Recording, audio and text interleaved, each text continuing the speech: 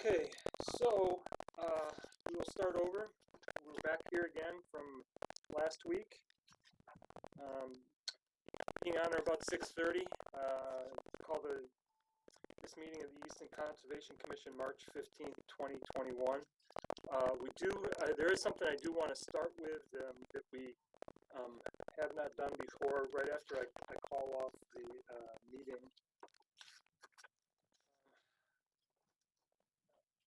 So just to understand, this is a remote meeting using Zoom technology due to the state of emergency initiated March 12, 2020 by Governor Baker in response to the COVID-19 pandemic. This meeting will be recorded by both audio and video. Applicants will be given the ability to assume remote control of their hearings. On April 6, 2020, the Conservation Commission delegated signature authority to Andrea Langhauser, Environmental Planner, Assistant Planning Director, for all decisions issued during the duration of the emergency. That being said, the one other thing, just as a housekeeping measure that I want to start this week that I think we probably should be doing in a general sense, and that is announcing ourselves at the beginning of the meeting to ensure we do have a quorum. So we'll do a roll call in the same manner here. So we'll start with me, Rory Caulfels. Lundeen, aye. You're. We're not voting on anything, so just announce yourself. And Mike Stadium. But I'll second it just because I'll chime in there with you, Carol. And Charlie, can you just announce yourself? Yep, Malawai, and I third it. Okay, well, we'll get better at that next time. So first up tonight, I did get a request from someone earlier, and we'll see how it goes, that if we see that this meeting is going to be a very long meeting, I think that we'll probably try and look at it somewhere about 90 minutes in to see how much we've got left, to see if we all need a bio break or something. These meetings have been going quite long, and by the time 9 or 10 o'clock rolls around, we're all pretty much toast. So we might just need a little break in the middle. So we'll see how it goes after 90 minutes, and I'll take a look at that. So I appreciate the suggestion that I received on that. First up here, we have. Excuse me, Rory. Yeah, hi. Motion to adjourn in 90 minutes. Second. Second as well. I would like to, but I hope that someone's actually going to withdraw that motion. So, because they're really messing with me today. So for the record, Charlie was joking. Okay. So, My second was a joke too. I got it. So first up, we have Chris Patrick with us tonight. Chris is an associate Conservation Commission member. He was a commission member before that. Chris supports a lot of the activities out on our properties, especially to do with trail maintenance and trail work. He's been involved very much with a lot of the scouts in the project that they've had, and Chris has been an absolute asset to us as a board and the town, and I really appreciate all the work that Chris has done over the years and continues to do for us. So I know Chris has got a little bit of a report here for us on what work's been going on out at Flyaway Pond. And so Chris, you have the floor. Oh, hi everybody. So my name is Chris Patrick. I've been on the Easton Conservation since I think 2010. I started as a commissioner. I'm just going to do a quick update on all things that have been going on with regards to trails and trail work and things like that I've been doing since basically we were able to sort of get together the last time, which I think was probably fall of 2019, and then we did get together in May of 2020. Can I share my screen? Yeah, I guess I can. I'm going to share my screen. You're a panelist, you can. You got that little green button? Yeah, I'm not going to turn the actual slide deck on. I think you can see, or maybe I can do that. Let's see. Hang on. I'm not very good at. Can you see the slide deck that I'm showing? No, check to make sure that you are sharing, when you hit share screen, you'll have an option of different panels. Make sure you're Okay, highlighted the one. I did something wrong. All right, let me see if I can do that again.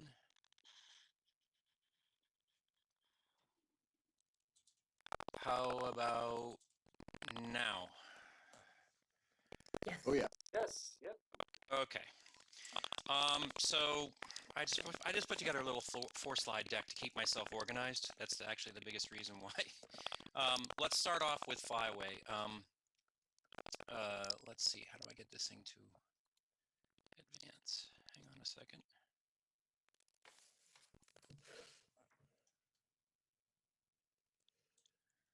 Hang on. Can you still see what you were supposed to see? Yep. I'm not used to Zoom controls. I apologize. Now Did it that you're change? sharing the screen, you can just do what you would normally do with your screen.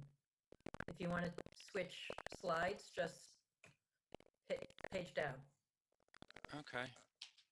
Oh, thank you. I'm used to Teams. I don't use Zoom hardly ever.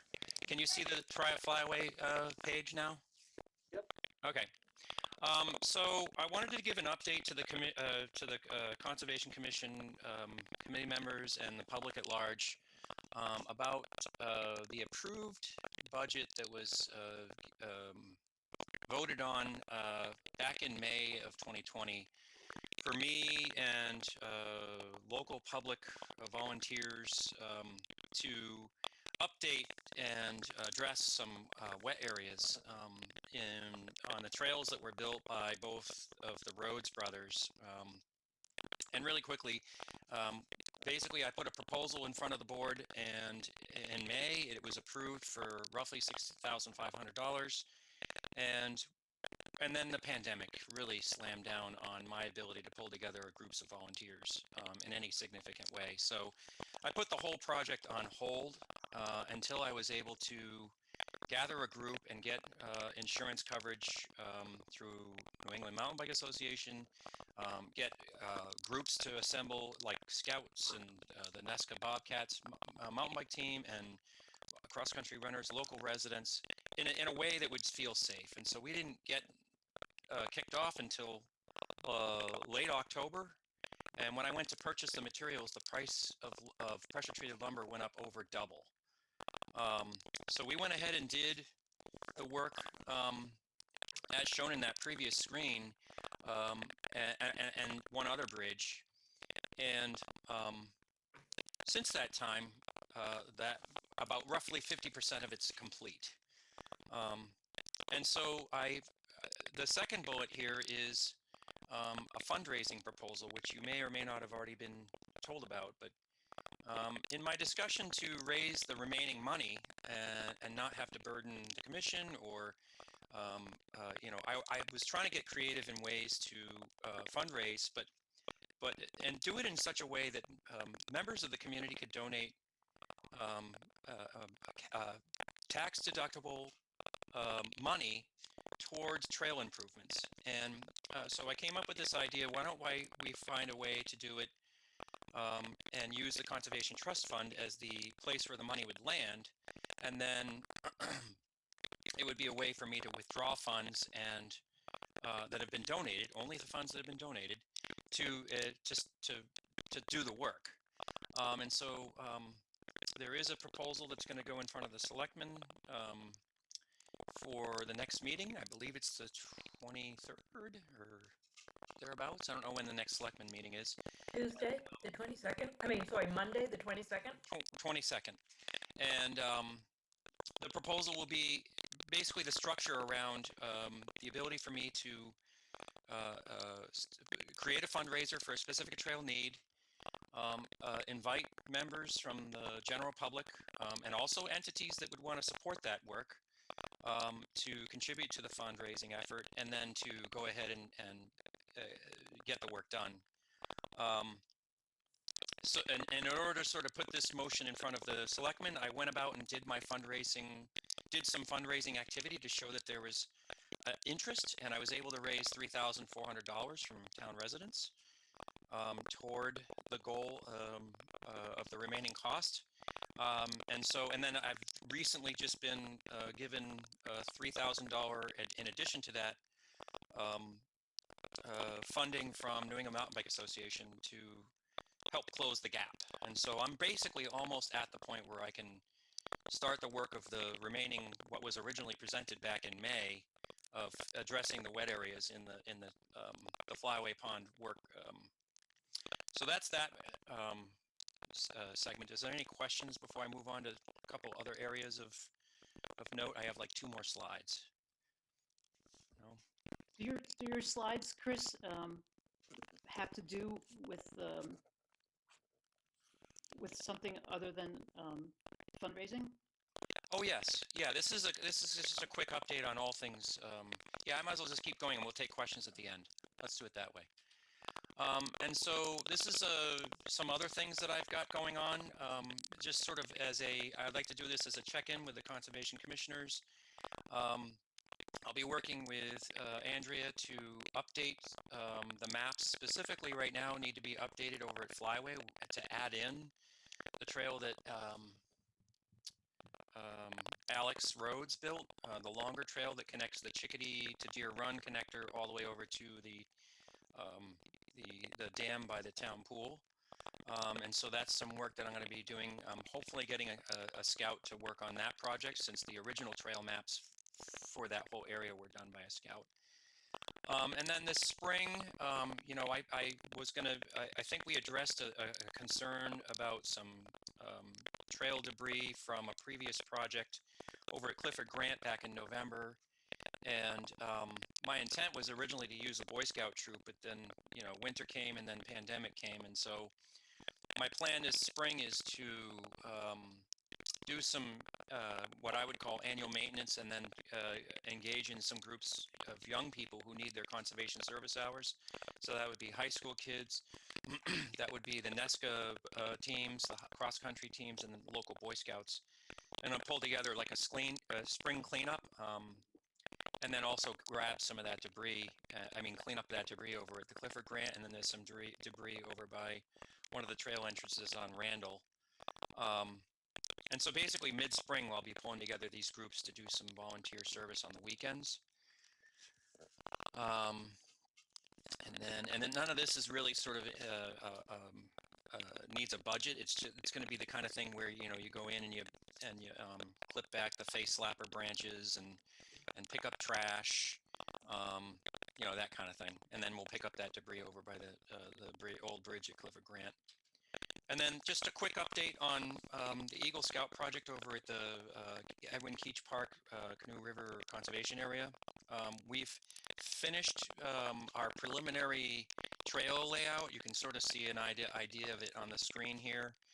The scout that's doing that project is very, very ambitious, and he has worked to submit an RTP grant with the help of Andrea. And which is a huge lift for a scout. I mean, imagine this kid is 16 years old and he's applied for a recreational trails grant, which is a federal funded grant program. So kudos to him. And so we wait for the announcement on grant awards, which would come sometime in probably mid June, I would say. And if he does get that grant, he can start work this summer and into the fall. If he doesn't, then he's got to get some fundraising kicked off, and he has time with his Eagle project to do that because he's only 16. So that's the good news. And then, you know, if all thing goes as planned, he could even start the trail construction as early as fall of 2021 this year, and then if not, then it could be as late as spring the following year. But the good news is that all the trail has been GPSed multiple times. It's been walked multiple times during different parts of the season, so we understand where all the wet areas are. I'm being extra careful about that this time around. Lessons learned. And so that's my update. I don't have anything else to add. I looks like I did a pretty good job. I was said I would be 15 minutes, and it's 6:45. So, Chris, again, I really thank you for putting all this together. It gives us some perspective of where we stand here. And at this point, in talking about sort of the funds itself, it seems like we're constrained by two issues. One is funds, which I think you're trying to address, and, Yep. and I think that the second one is manpower, right? Which I think you've talked about a project in the spring about doing cleanup and whatnot. And it's a great idea to start utilizing potentially some high school students who, especially the National Honor Society, all those kids have to have Yep. service hours. Correct. So I think it's a great idea to tap into that. And do you have a sense of how we can engage a greater segment of the public to be involved in this beyond strictly writing a check? I mean, that's good too, but Well, I have over the last couple, 2, 3, well, ever since 2012, really, I can go back and I can still tap on different individuals in town who have always helped me and shown up for trail work days. But I think that the trail work and sort of volunteerism family is actually going to grow if we get the word out sooner rather than later, because there's been, as you guys all know, a pretty substantial amount of trail use in the last 12 months due to sort of limited choice of activities, and everybody just sort of flocking to the outdoors to do something, right? And so, Yep. I mean, the trail pressure, we're lucky, I think, in this town that we have borderland and some other areas. So the trail pressure, I didn't see evidence of really bad trail pressure at the properties that we have trails on. Whereas if I go to some of the state parks around here that are much more known sort of regionally and locally, the trails have been blown wide open because of use. The trail corridors are much more heavily sort of worn in there and much more need of care. But I mean, yeah, I think even just the local sort of the group of people that ride mountain bikes here in town that now we haven't had a lot on the team, and I think that's growing. There's going to be families kind of getting involved with that as well. So I've always invited the cross country runners. The mountain bike team is growing. The local mountain bike chapter is growing. I have a pretty good network of local residents. I think the piece that I would love maybe help on, or maybe someone can sort of help me get the word out, would be there. And I've thought of this idea, and I already said it. It was getting these kids in high school who need conservation service hours, figure out a way to get the messaging out that we have work that needs to be done, and they could show up and join us. And as long as we construct a pretty nice little schedule, which every spring there's something to do, I think we could get something going year over year. Andrea, could you reach out to the teacher who's the advisor for the National Honor Society over at OA, and just put the word out that we have volunteer hours, especially this spring. Especially it's outside. A lot of these kids would love to be outside rather than stuck in stuffing envelopes in an office or something. So maybe you could reach out to someone and the advisor over there, the National Honor Society. That might be a good way to go. I'll be happy to do that. I did hear from Ed Hands that the school decided to cancel the Day of Kindness that they often do in the springtime. Right. But it's but I'll ask to see if they're doing anything less formal. I mean, yeah, I would be limited in group size to, I think right now the state won't let me outside be any bigger than 25. I don't like to do any bigger than 10 right now, personally, until we have a better sort of ability to spread people out and be safe. So, but that's probably right around the corner. That's why, maybe mid to late spring we can start doing bigger groups. I don't know. Right. Yeah. I don't want to spend a tremendous amount of time, but I do want to give other commissioners an opportunity to ask you any questions or give you comments or whatever. Anyone? Carol? Sure, thank you. Thank you, Patrick, for all you do. It's a lot, and I appreciate it. I use the trails quite a bit. I wonder, you talked about reaching out to the National Honor Society, or are we also reaching out to all other school groups? Yeah, I mean, whatever channel anybody can help me reach into at the schools. I know that I believe all seniors, or I'm not even sure, have to do some sort of conservation service hours. So why don't we reach out to all students? Yeah. Rather than It's targeting just, those. it's the avenue of how to do that, I think. is Yeah. the Right. question. Well, I'm sure the school, and a lot of schools, students have their own email addresses. Every student has an email address, so that it could be a broad thing sent out by the entire school. I'll check with my counterpart in the superintendent's office, see what the options are. Great, thank you. Yeah, and if I set up trail work days, it'll be sort of a sign up, first come, first serve. You get a slot because I'll be limiting group size, but getting the word out would definitely help. Yep. A couple of other concerns, questions. Some time ago, maybe a month or 6 weeks ago, at one of our meetings, we had agreed. Mike had led us in a discussion about you making bog bridges instead of boardwalks. Yeah. And the commission had agreed to that. Okay. So I wonder. I didn't realize that. Yeah. So we want to make sure. Well, how are we agreed to it, just real communicating? quick, we agreed to it as an emergency option, not to interrupt you, Carol, but just so that's clear. So I think before we, have any more construction, we want to make some agreements.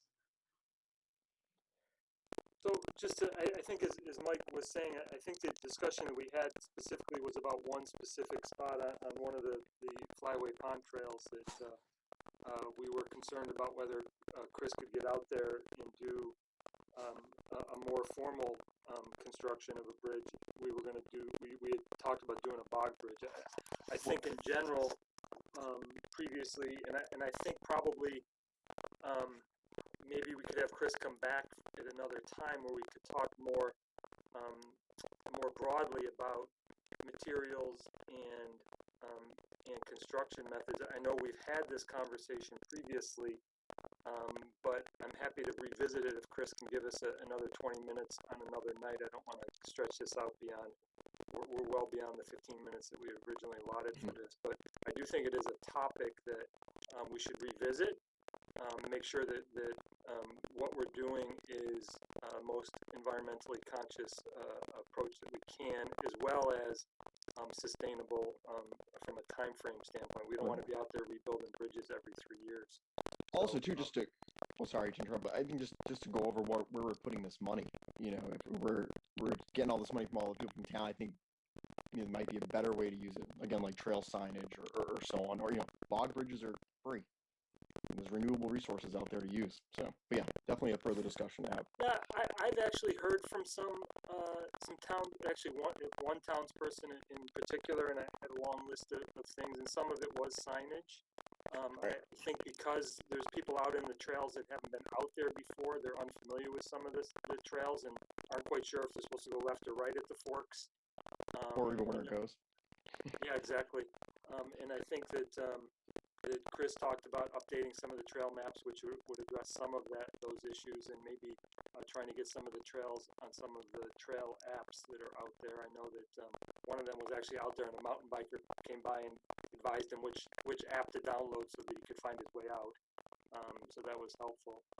So I think those are probably some of the things we should probably talk about, and maybe we can just find a broader discussion in addition to the trail work, but also talking about signage and just getting the trail maps updated as best as possible. There was one thing that someone suggested was even naming the trails. We really don't, when we're out in these parks, we really don't, this is the main trail, this is the east trail. I don't think they're named at all, and it might just even small signs that say, east trail or west trail, so that people know where they are. And maybe we could even, name them after specific donors if we want to. That might be an idea too. Or an association like, New England Mountain Bike Association, who's given so much to this project already. So. Yeah, I'll just make a quick note about the trail funding proposal that's in front of the selectmen, or will be in front of the selectmen. The way it's intended to work is we present a scope of trail work, a specific project, and people fund to that. So if the folks here are thinking, well, we've got money in the bank, we can grab it for other things, that wouldn't be what their check said. Yep. The check has a memorandum that says shall be used for, and we've kind of created the motion that way so that it can be specifically for Yeah. a particular project scope in mind. So just Great. correction on that. Great point, and I think that I think that this is, as if we start to build some momentum here, that maybe we can start to talk about a little bit broader project. I wouldn't want to, at this point, sort of start diverging the efforts. I think we should stay focused on what you want to accomplish over there at Flyway Pond, and start talking as a group about what the next phase might be with regards to that. So, at least from my perspective. Carol, you had something else, but really, I really want to wrap this up. So. Sure. Yep. There are two things that feel pretty urgent to me as far as protecting the trails. One is I want to make sure we have an understanding, Chris, at the Chickadee Lane entrance. The trail goes from there. There's the first intersection is at a big white pine tree. Yes. Are we? It would be quite a burden on wildlife. Some kinds of wildlife to put a continuous boardwalk all along that entire way. Is that what you're thinking? I'm not thinking the entire way, but there's a number of areas where we would have to put that boardwalk. I mean, the alternative is would either be close the trail seasonally, or, I don't know any other alternative. Well, I mean, I gotta say, sorry, not to I was belabor there. Go for it, not, Andrew. not to belabor the point, but the design detail that the Eagle Scouts have used, and that Chris uses in his borderland work, elevates the wooden trail off the ground with, what is it? Is it a 2x4? We use sleepers on the ground, so we don't penetrate the ground with the materials. So there is a little bit of space below, above. Yeah, it's a punch-in board rack, and there's space for critters to crawl underneath the boardwalk. It's the same design I've used pretty much for the last 20 years in DCR parks all over Eastern Massachusetts, Blue Hills, Massasoit, Freetown, here in Borderland. It's actually a pretty accepted design. The DCR's adopted it for some of their trail building use. Right. I understand that. Yeah. My concern is not just the smaller creatures that can crawl under, but how does it impact, animals like deer who have hooves that probably don't want to walk on a boardwalk? Yeah. Or if it interrupted parts of their deer trail passing. Yeah, that becomes a giant block for them. Yeah, And I it's think huge.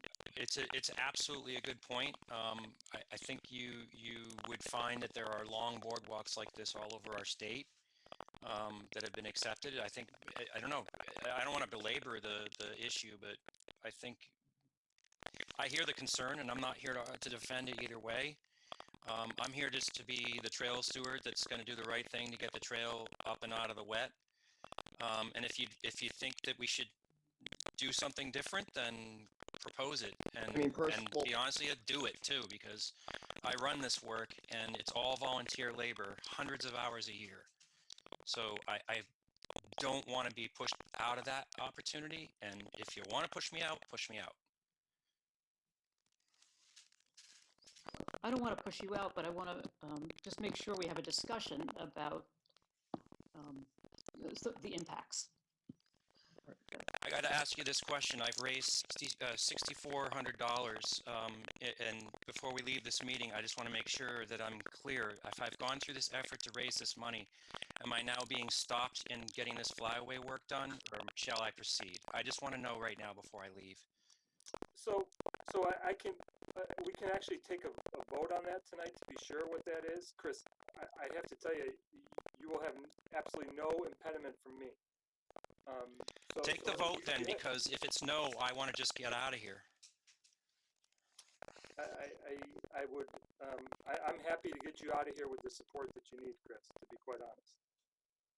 So, and if the commission feels otherwise and you don't get a vote to go forward, then that will be something that will be an absolute shame and an actual loss to this community, to be quite honest. I wholeheartedly support what you're doing, and I'm happy to do that tonight, and also to make sure that if we need to have further discussions down the road, I'm open to having those. But I don't think that steering the ship in a different direction today is the appropriate way. So before, Mike, did you have anything else before I want to give the public an opportunity, since this was on the agenda. No, Chris, I'm not against you. I think what you're doing out there is awesome. I think what we're looking at is just making sure that these trails are kept good. Like right now, that flyway trail is obviously super muddy. We haven't closed it. It's like we just got to do something. Like I was out there yesterday. It's getting hammered. It's mountain bike riding. It's hammering it. Maybe we put up a sign that says, for now, sensitive area, please be aware that mountain biking and heavy excessive hiking is it's ruining that part of that trail. That's my big hang up. I would say, a minute ago I said there were two urgent things that I wanted to bring up, and the second one I would like to say, because it will tip you off to my vote, which I do support you, Chris, is that there are two fall line trails developing down by the bridge over the Big Brook, and I'd like to see those protected immediately, because having bikers bomb down that trail is going to cause erosion and disruption. The big dam crossing behind Kyla's house, the highest bridge we have. I can show you a picture. The actual flyaway pond. The actual flyaway, exactly. So Okay. there's that. The upland to that, with all the beech trees are on that little hillside. I have a picture handy if you'd like me to show it. So basically, instead of going around passing the gun club no entrance sign, people are just taking a shortcut and beelining it to the bridge through the beech trees there. So rather than taking that they're just saying, "Oh, I see the bridge. Let me just cut the trail and zip down it." So either Carol's saying we block that off completely, or like I was thinking, we just end up just putting a path there. I mean, it's already walked and disturbed anyway. I could go out there and cut that path tomorrow. I find thinking where it is, it might be further upland, Yeah. and it is on further conservation land. It is on conservation land. I have a picture if you'd like me to show it. I think I know where you're talking about. Is it near that new big giant house that's No, being constructed? no. It's literally behind Kyla's house. It's our largest bridge there. You put up here a trail map of flyaway, and I'm sure we can annotate the location. So can we take this offline, maybe, rather than have a conversation right now? I mean, I think he's got an idea. If we can present to him where that is, I'm sure that Chris can, Chris and Mike as well can go out there and make some effort to decrease the amount of disturbance that may be happening through alternate trail use. Oh, that's a hunter. I know where that is. No, it's not a hunter. So anyway, is there any public comment for this topic on Trail Work Flyway Pond project? Just raise your hand if you're in the attendees. Put something in the chat.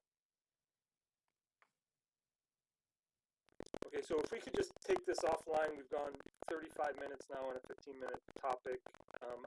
I do want to make a motion to support the request of the selectmen to use the $6,400 that Chris has raised for fundraising to be deposited in the Conservation Trust Fund to be used for trail work on the Flyway Pond recreation area. Yeah, well, second. Roll call vote. Andrea?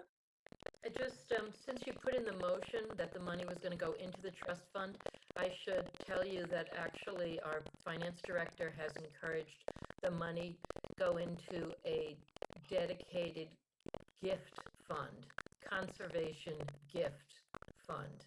That money money isn't authorized to go into the Conservation Trust Fund, only to come out. So as a gift fund, it'll be there in perpetuity, and each time it goes in, it'll go for a dedicated purpose. And only Conservation Commission has, by vote of the Conservation Commission, do you have the ability to use the money. So we'll have to establish that fund, or is that gonna be done in? That's the purpose of the select board's vote, is Okay, so to. the select board is gonna accept create the money fund. and put it into a conservation. Okay, so let me amend, the money is to be, deposited into the conservation gift fund to be created by the select board, at the meeting. I will second. Roll call vote, Callfell's aye. Lundin, aye. Halo, aye. Katie, aye. Chris, as I said when we started off this conversation, I appreciate all the work that you've done, and I hope that we can start working on getting a volunteer army out there to help you do this work, and really appreciate all the work you've done over the past decade or more at this point. So, and I really do appreciate it. I'm not clear about whether I can proceed with trail work or not, based on the urgency that seems to be here. Do we table this for another discussion, or can I proceed with trail work at Flyaway with the funds that I have? So as soon as the select board authorizes us to accept the funds, then I have 3,000 from New England Mountain Bike. I can start spending tomorrow. So it doesn't have to pass through this fund. It can be direct funding the first set of materials. I personally have no objection to it. If you want us to take another vote that you can proceed at your discretion on this trail work as originally proposed, I'm willing to do that if you feel like that's necessary for you. Roy, should that not go into the fund that the selectmen are going to establish, or shouldn't that be contributory to that? I'm a little confused on that as to which way it should. No, it doesn't have to, because I've funded many projects in the town with direct fund before. Okay. I think if New England Mountain Bike Association wants to fund his purchase of materials for trail work, then I think that probably is Okay. allowed. That isn't something that we have to do. There's another $3,400 that has been gifted to the town of Easton for this specific purpose. That is that discussion on the select board agenda for next week. So, Chris, I have no hesitation, zero,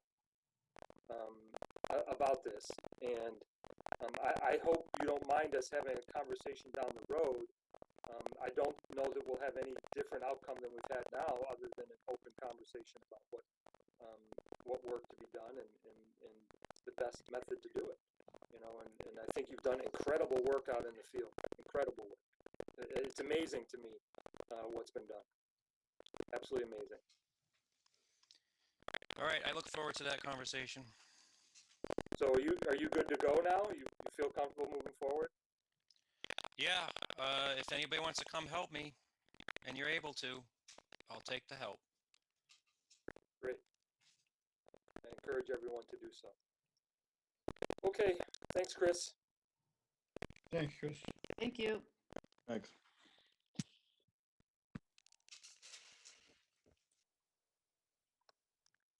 Okay, next up on the agenda is 111 Washington Street, and I think Andrew's going to have to explain to us a little bit about what's going on here.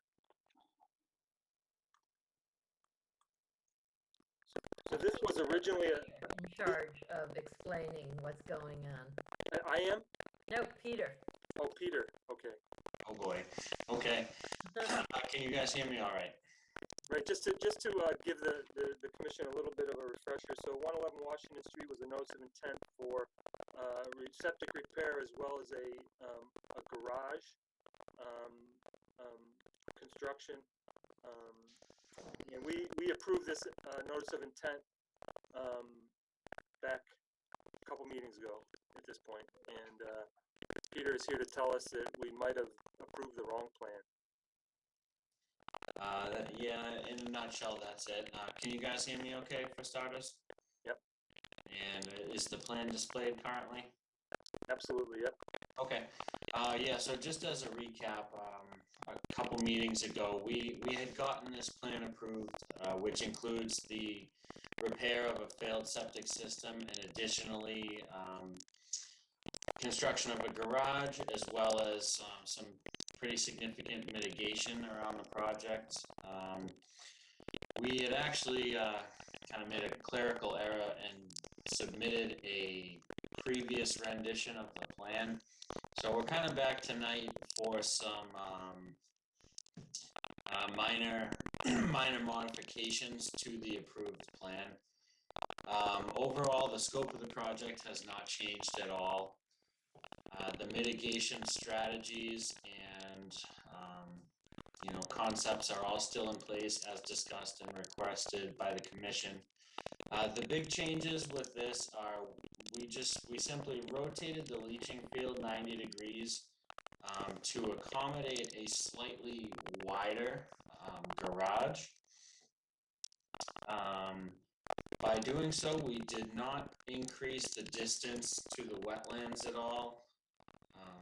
It's just spun it. So we lose a little bit of separation to the building, but that's a Board of Health issue that has been approved as it's submitted. So just a quick overview of the project. We're proposing a garage in the back, and as a form of mitigation for that, we're removing the equivalent area of existing gravel driveway.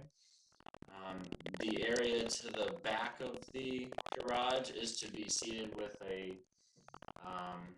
an upland meadow mix and some plantings going around the back of the property. And then we're additionally minimizing the paved parking and the gravel parking area on the right side of the property as you go down. So it's a 30 by 42 garage that we're proposing. The western mitigation totals 580 square feet with an additional 680 square feet to be grass seed in this area off to the right of the parking. Let's see, some concerns from the commission last time were just updating the mitigation plantings, and just as a reminder, this was all the same as was approved at the previous meeting. So I'll try to be short with them, but that said, the big changes are just the different dimensions on the proposed garage and the rotation of the leaching field, neither of which minimize the distance to the wetlands. We're all maintaining the existing setbacks, so the project isn't any more detrimental. I guess at this point I'll take any questions from the commission. So Peter, sorry, Andrea, go ahead. Oh, I just wanted to confirm that the plan he's showing on the screen is indeed the plan that we received with the request to get a modification. It's a 210 square foot addition to the size of the garage. That's it. But everything else about your order stays the same. None of your special conditions need to be modified. Okay, so I that was actually my first question, which was what's the change in size? So it's 210 square feet. What were the dimensions of it before? 30 by 40. You know what, Pete? I think you were actually talking about this plan at the time and just showing a different one. It's that close. So so the total of the garage that he's putting in is 1,260 square feet.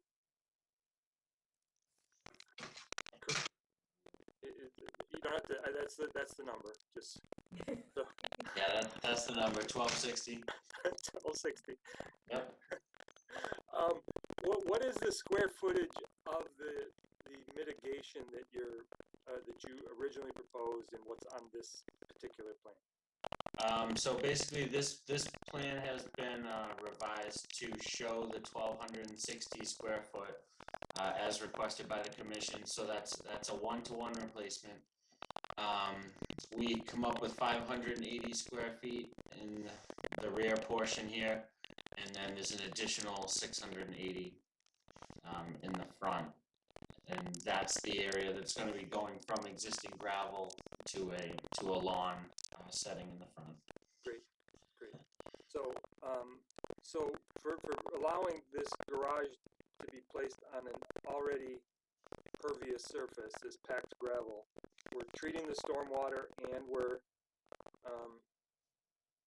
and we have this mitigation area. Is that correct? That's correct. We have proposed, a roof drainage, subsurface infiltration that's, going to handle the roof runoff. Yep. So we're kind of going above and beyond, in our opinion, by doing the extra mitigation and, the plantings and everything. Okay. I have no further questions. Anybody have any other questions? Yeah, someone else go before me for a change. Anybody else besides Carol have any questions? I have nothing to add on this one. Sorry, Carol. Carol, you're up. Okay. So just, I want to be clear. What's on the table is the minor modification. We've already approved this project. Sure. Yep. Okay. The plantings. The inkberries, great choice. They're deer resistant, nice broadleaf evergreen. The plans call for 30 of them. Because they're in the holly family, they come in separate male and female plants. The plants don't spec their sexes, and it matters in terms of habitat value, as only the pollinated females have berries for birds and other wildlife. So I'd like to see something more specific there. And then there's also the matter of, how far away does a male have to be from a female in order for pollination to occur? I just want to verify that they put in the inkberry at the commission's request to increase the diversity. And that comment wasn't raised at the time. Right. That's fair. Nobody can think of everything every time, and that's frustrating, I know. So anything else, Carol?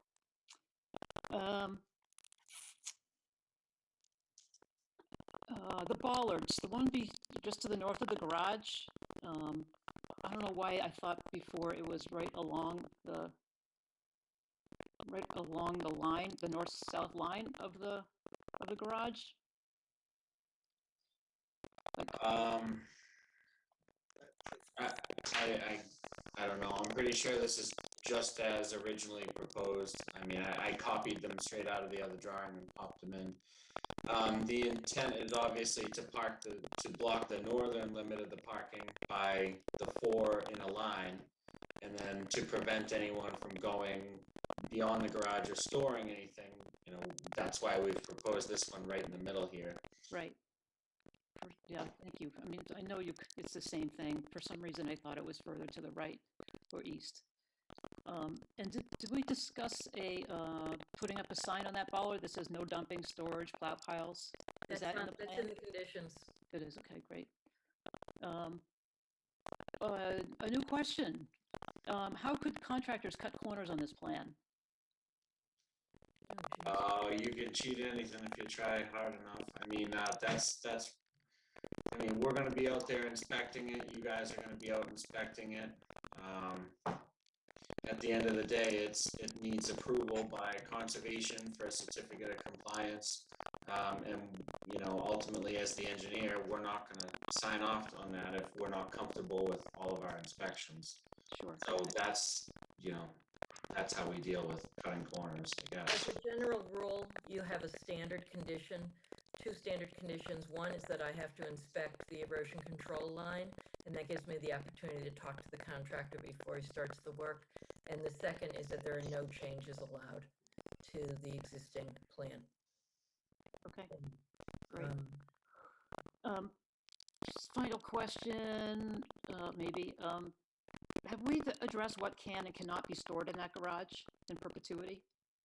Like, if we have oil changes going on in there, is that okay or not? We did not condition that. So a little thing about minor mods. You're not opening up the order unless you choose to, at which point you have to like open it up for public comment. A minor modification is either meets the conditions that you approved it the first time, or it doesn't meet the conditions that you approved it the first time. It either is going to have more impact or it's not going to have more impact. It's not a second bite of the apple. The applicant has lost his appeal period because it's already been issued. So, anything else related to the minor modification at this point, Carol?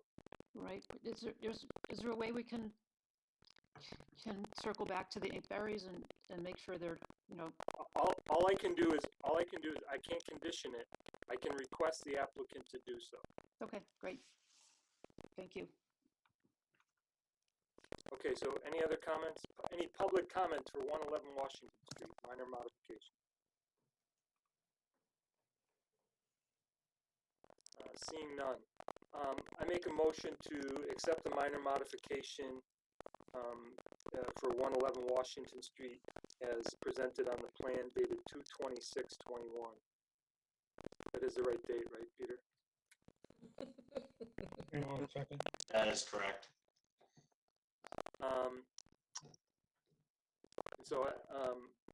And we'll have the vote, and then I'll make the other comment, Carol, okay? So I need a second. You already got one. Melo second. Okay, great. Roll call vote. Caulfield's aye. Lundin, aye. Melo, aye. Spady, aye. So Peter, as Carol mentioned, we'd like to see male and female inkberry plants planted in an appropriate manner to facilitate cross pollination. Okay. If you could just tell your applicant that. Okay, and a 1-to-1 ratio, I would imagine, is what we're looking for, or No, So- not so much that. not so much? Okay. It's like you have them designed in groups of 3. Yep. So like the first group could be all females, the second group could be 2 females and a male, and so on in that pattern. Is it like hollies, where as long as you're within a half mile, you're okay? It depends. It is that they're in the same family. Yep. So some people say half a mile, some people say 80 feet. Okay, well, 80 feet will be fine. And so in order to do that, we have to make sure that they get cultivars that bloom at the same time, males and females cultivars that bloom at the same So- time. I'll let Peter. You'll have to take that away. Any questions? Come back to Andrea. I think we'll move on to our next Collins engineering project. Okay, thank you. Thank you. Next up, we have a continued hearing for 231 Center Street. If I recall, this is simply pending a DEP number, which we have received. Does anybody else have any, this is a notice of intent to upgrade a septic system. So does anybody have any questions for Peter on this? Okay, I just want to be very clear. We were ready to approve this at the last meeting and simply waiting for a DEP number, so. Right. I'm sorry, I don't catch everything all the time. I just want to make sure we have some clear language. My notes say I'm confused about what the plan and the item number 1 in the staff report says. The staff report says there's a difference between a 1,500 gallon tank and adding a second tank increased from 1,500 to 2,500. So I just want to make sure what the staff report is matching up to what's on the plan in terms of the capacities. You're going to encourage me not to put in details about the septic upgrade because it's whatever Board of Health says it is, except for setbacks. So Peter, what's the size of the tanks on this? This one we're looking at, this is a 3-bedroom home, so it's a 1,500 gallon primary pump chamber, and then a 1,000, I'm sorry, what do we got? A 1,500 gallon tank with a 500 gallon, I'm just trying to make sense of the drawing. Okay, so what we do here, there's an existing 1,500 gallon tank on site, but due to the high groundwater, we have to elevate the leaching system. So what we'll typically do here is add a 2-compartment tank. So now we're introducing some secondary settling in the first chamber of the pump, and then we're using the 1,000 gallon remainder as the pump chamber in this case. So we have two 1,500 gallon tanks. Yeah, 2 15s. Okay, I mean, so it's a pretty standard sizing. So does this impact the wetland disturbance here, Carol? No, I was just wanting to make sure that the language in the staff report matched up with the. Yeah, I was inaccurate in my staff report. Thank you, Peter, for explaining it. Okay. Sure. Thank you. Does it matter that the last sentence of the narrative sent in by the applicant says this is a replacement, yet the plan says it's a refit? Does that matter? That's your policy. The policy is Title 5 compliant. Doing what needs to be done. Okay, next thing.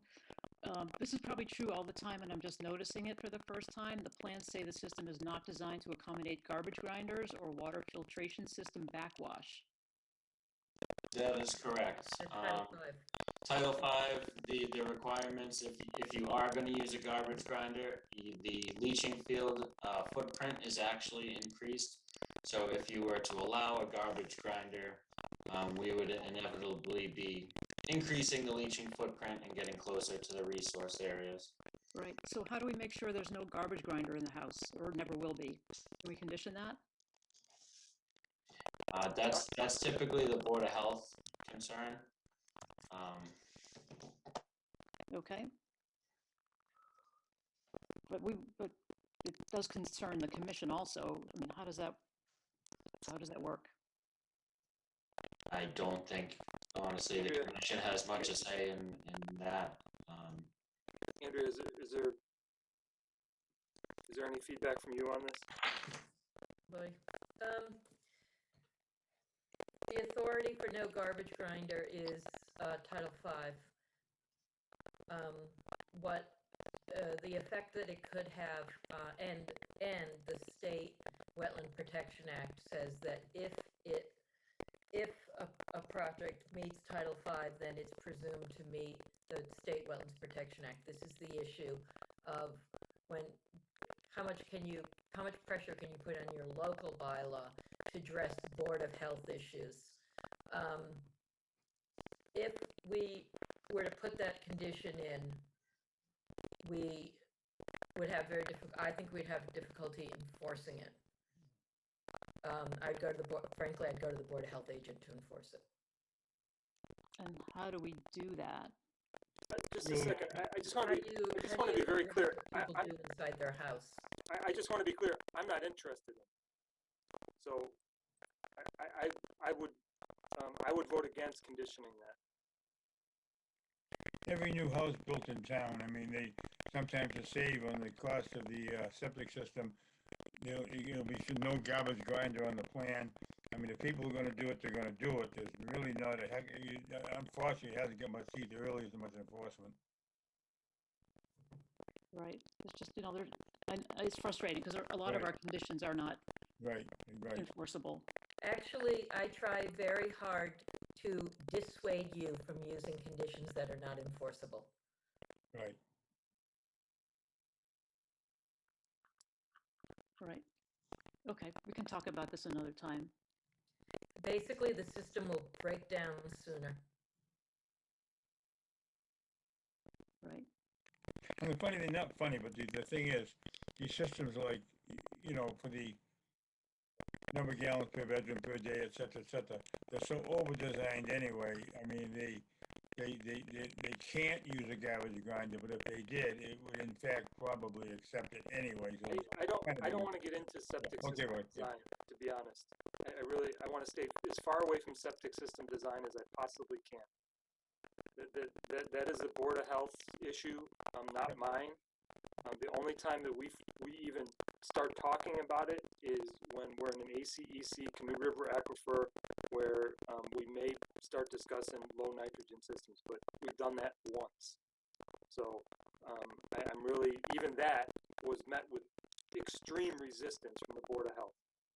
So I am going to leave this up to the Board of Health to enforce garbage grinder installations within homes that are getting new septic systems. That is, I feel it's well outside the bounds of our jurisdiction. Okay, good. Anything else? Sorry, no. Any public comment, 231 Center Street?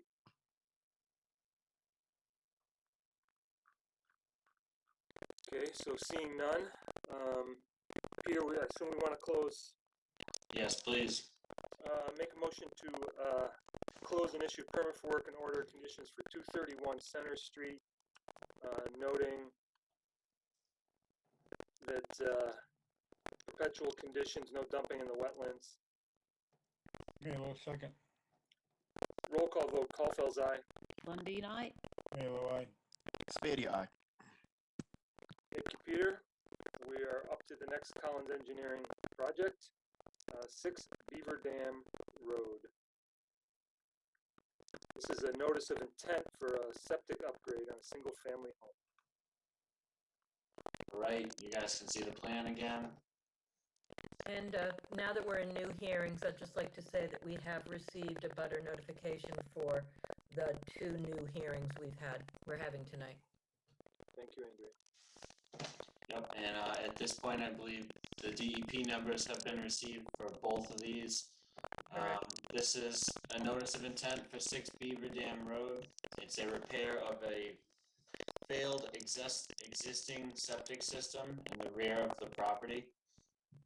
On site, we have a BVW, 50-foot and 100-foot buffers cutting through the middle portion of the site. Our proposal here is to refit the existing septic tank with a filter, provide a secondary plastic septic tank to a gravity-fed leaching field measuring 14 by 36. We're essentially digging out the old septic system and replacing it with a newer, larger, and deeper septic system. So all this work to be done is an existing disturbed area.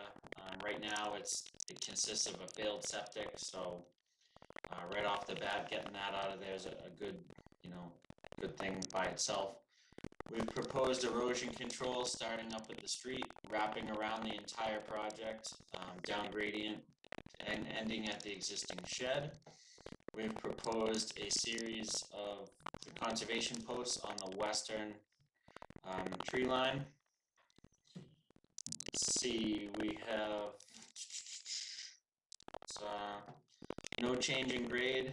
It's going to be going right back in the same area, which is kind of already a mound.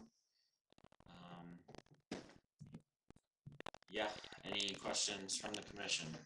So this is just outside the 50-foot buffer. The reason for not going anywhere else, we have an existing in-ground pool and patio area, no room in the front yard, and not really accessible to get into the back portion of the wooded lot here. It'd be a much more significant cost, even if you could find suitable materials. It'd end up being a pump system to get way out here. So we end up just outside the 50, but we feel the area is sufficiently protected with our proposed erosion control. So I'll take any questions now. Thank you. So the only question I have, Peter, is the height of the system increasing? I know it's pretty high up there already, but Nope, there will be no change in grade. okay. Great. As mentioned, we're at about elevation 98 coming over the tanks right now, and it slopes down to about 96 for the end of the leaching field. So that's going to be going right back to how it was. Perfect. No tree removal for this project. All loam and seeded area is, the grass is going to be going back to grass. So other than the construction process, no significant changes to the site. Okay. Any other questions?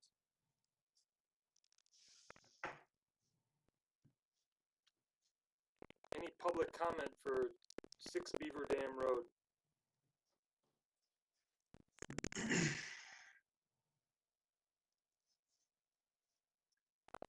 Seeing none, Peter, you want to close? Yes, please. So I make a motion to close, issue a permit for work and order conditions for 6 Beaver Dam Road, noting that the wetland line should be used for this septic upgrade only, as recommended in the wetland report. Any future filing will need to have the wetland boundary confirmed by a wetland professional. Oh my, a wetland professional? No dumping in the wetlands should be identified as a perpetual condition. 80 a second. Roll call vote, Caulfield's aye. Lundin, aye. Milo, aye. Beatty, aye. Okay, Peter, we are now up to phase 4 of the Collins engineering portion of the evening. We have 22 Scott Drive. This is a notice of intent for a single-family home septic upgrade. All right, that's my last one, then I'll leave you alone. So as mentioned, this is another notice of intent. Similar to the last one, house in the front, wetlands on the side and in the rear. Also dealing with an in-ground pool on the eastern portion of the property. For this one, we are decommissioning the existing septic tank behind the house and providing a new 1,500 gallon 2-compartment tank to a gravity-fed system.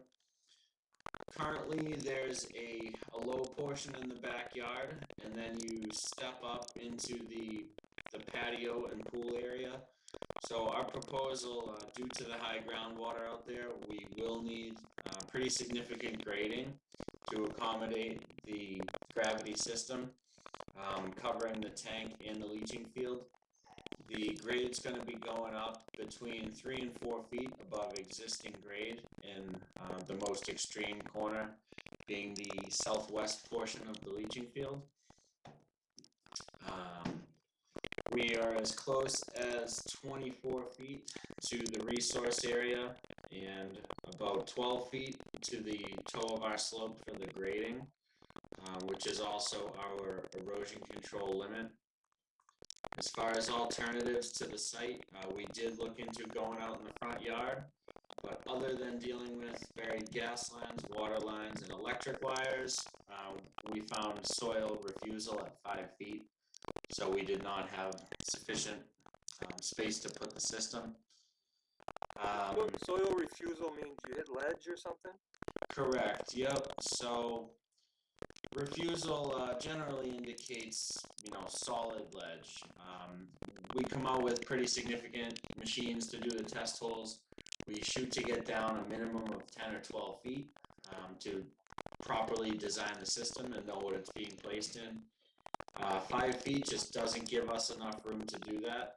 By the time you consider, groundwater separation requirements, how much soil you got to take out of there, it just doesn't work. So yeah, refusal means we got down 5 feet and, you know, hit ledge, and it's not gonna work out in the front. Okay, just wanted to So clarify. unfortunately, we are pushed close to the BBW, as close as 24 feet is mentioned. Most of this work is being done in an existing lawn area, with the exception of the southwest portion. There's going to be one larger tree that's most likely going to have to come out from the looks of it, as well as cutting back the vegetation on the western edge, approximately 10 or 15 feet, I would say, all occurring within our staked out work limit. As always, the work limit and the 4 corners of the septic are staked out on site, so we know it's going to end up in the right location. That's a quick overview of the plan, so I'll take any questions. Just quick notes, we got conservation posts around the existing tree line. We've provided some silt sacks in the catch basins on the road. And our basic notes, sweep in the site, keep the site clean, DEP numbers, and contractor info on site. Pretty standard septic repair here. I'll take any questions from the commission now. Thank you. So what's the closest distance to the wetland line that we have of the system itself? Looks like it's 24 feet on the southern edge to flag 9. Right. And it's probably similar to the existing location. Yeah, looking at it. Approximate. I know it's, you know, it's underneath the concrete and everything else. Sure, it's approximate, so we just grade in roughly. But we did have a decent as-built plan out there, so it looks like this should be pretty close. So most of the new excavation is happening within the old field. So these dashed lines right here, here's our D box, and it feeds from east to west.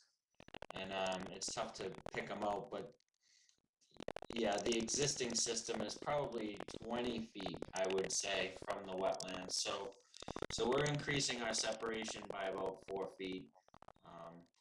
And this is a relatively small system, so there's really no way we can, you know, increase that distance anymore without getting closer to the house and requiring building setbacks. So my other question is related to, thank you for the clarification there, and it's, you know, I think that this is, you know, obviously an upgrade to the existing system, so the fact that we're no closer is a benefit here. The retaining wall, Yes. that is holding back the material that the patio and everything else sits on for the pool, that's in pretty rough shape in a couple of spots. Is there any plans for that? Is there a concern that retaining wall is going to have to come down in order for you to do your work?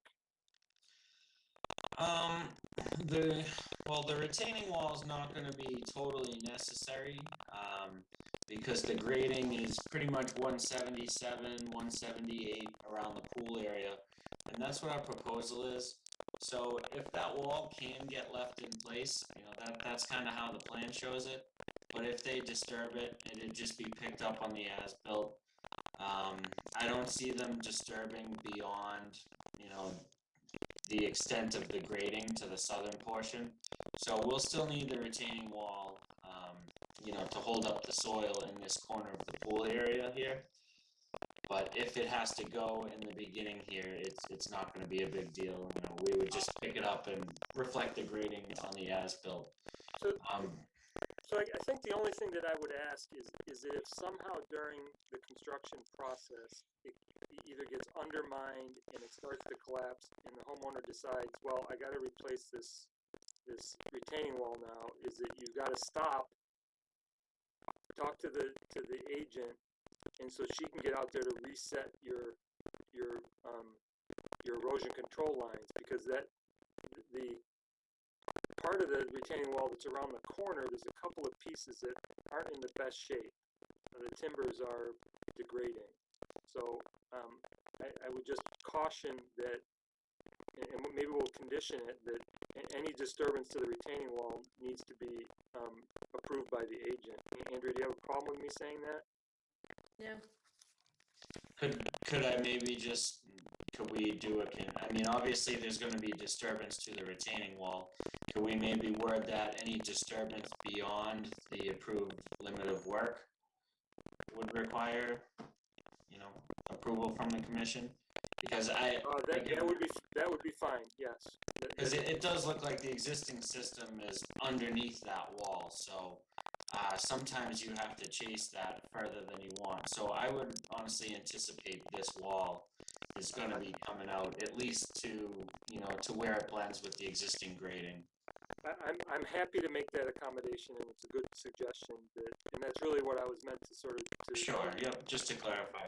Because the corner is, I mean, there's a rotted, about midway down, there's a rotted spot there that, you know, to be honest, you know, want to take care of it, at least a repair. So anyway, so if you're intending to take it down and grade it all, I don't, you know, that's all fine, and that's, you know, that's fine from my standpoint. Anybody else have any other questions? Any public comment for 22 Scott Drive? Just raise your hand or use the chat function to ask to be recognized. So seeing none, I assume we want to close, Peter? Absolutely, yes, please.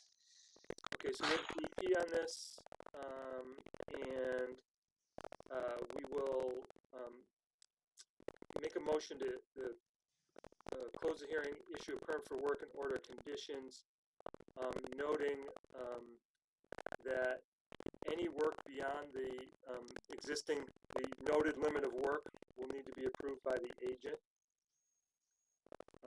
And perpetual condition, no dumping in the wetlands. Spady, a second. Roll call vote. Caulfield's aye. Lundin, aye. Halo, aye. Spady, aye. Okay, Peter, you sure you don't want to stay for the rest? I'm all set, thank you for the offer. Thank you, Peter. All right, thank you, have a good night. Okay, so next up is 91 Summer Street. Rory, I wonder if this might be a good time for a little break. Okay, so I'd say we got a good hour and something ahead of us here. So I'm going to take I will accept a motion for a brief recess. Is that what you're suggesting? Sure. Motion for a 5-minute recess. I will second that, and roll call vote. Caulfield's aye. Halo, aye. Lundin, aye. Spady, aye. Okay, so we'll be back here at 7:53. Please put your turn off your video cameras and mute yourself. Okay. We'll be Thank back you. at 7:53. Thank you.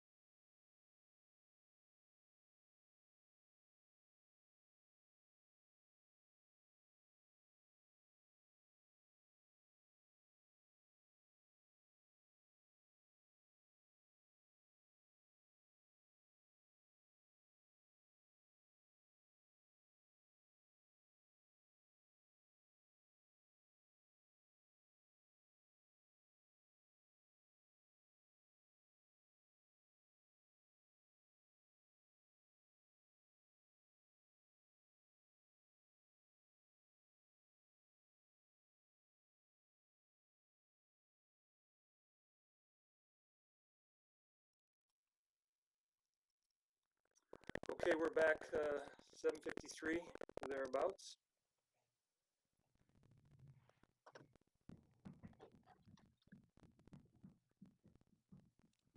I know you can't see me. I'm back. Thank you. Thank you.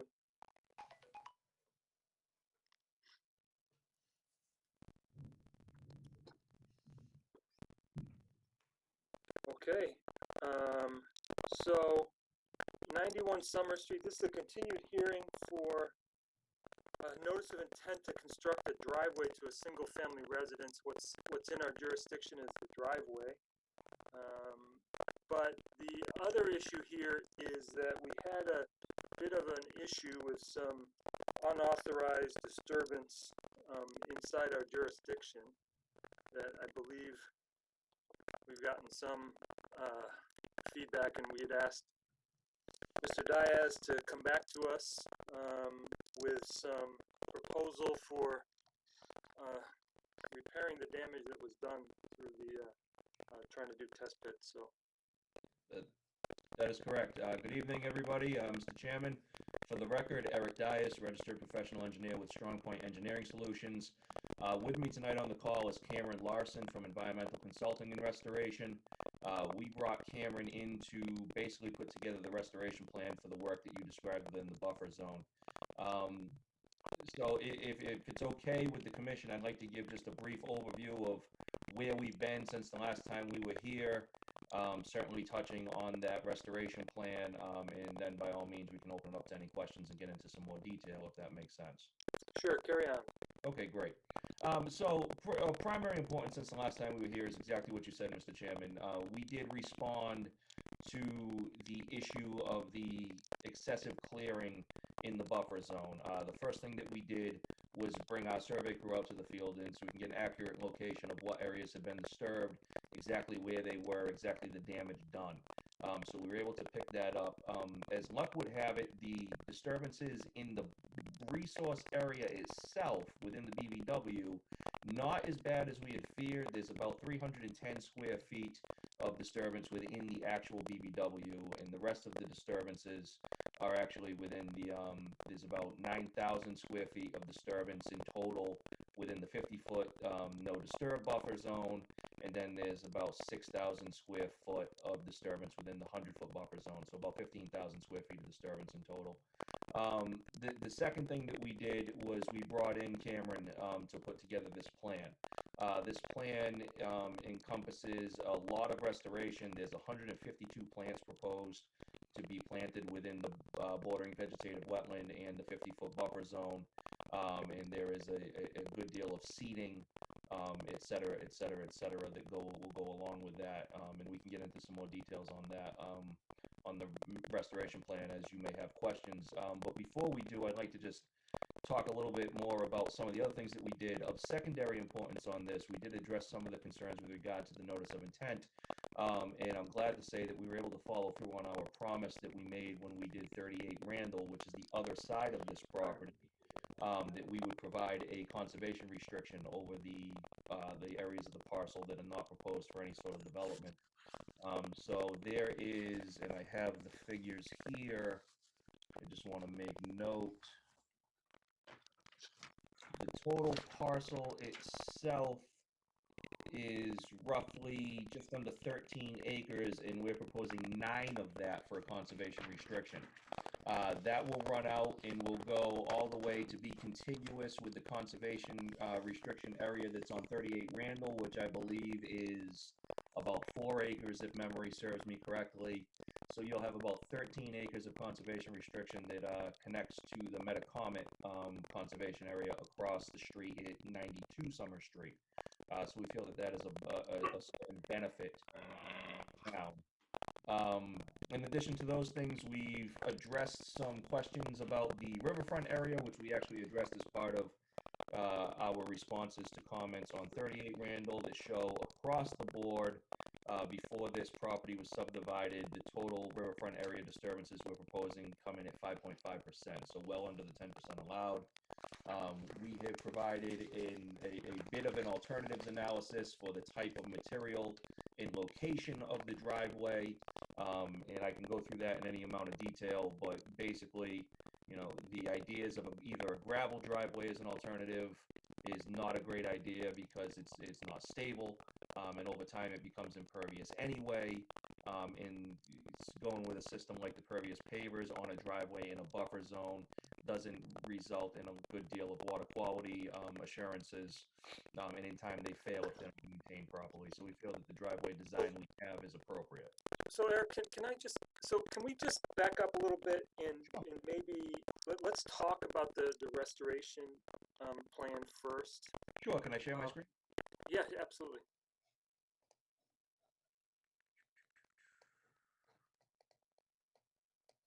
If I can figure out how to move everything around.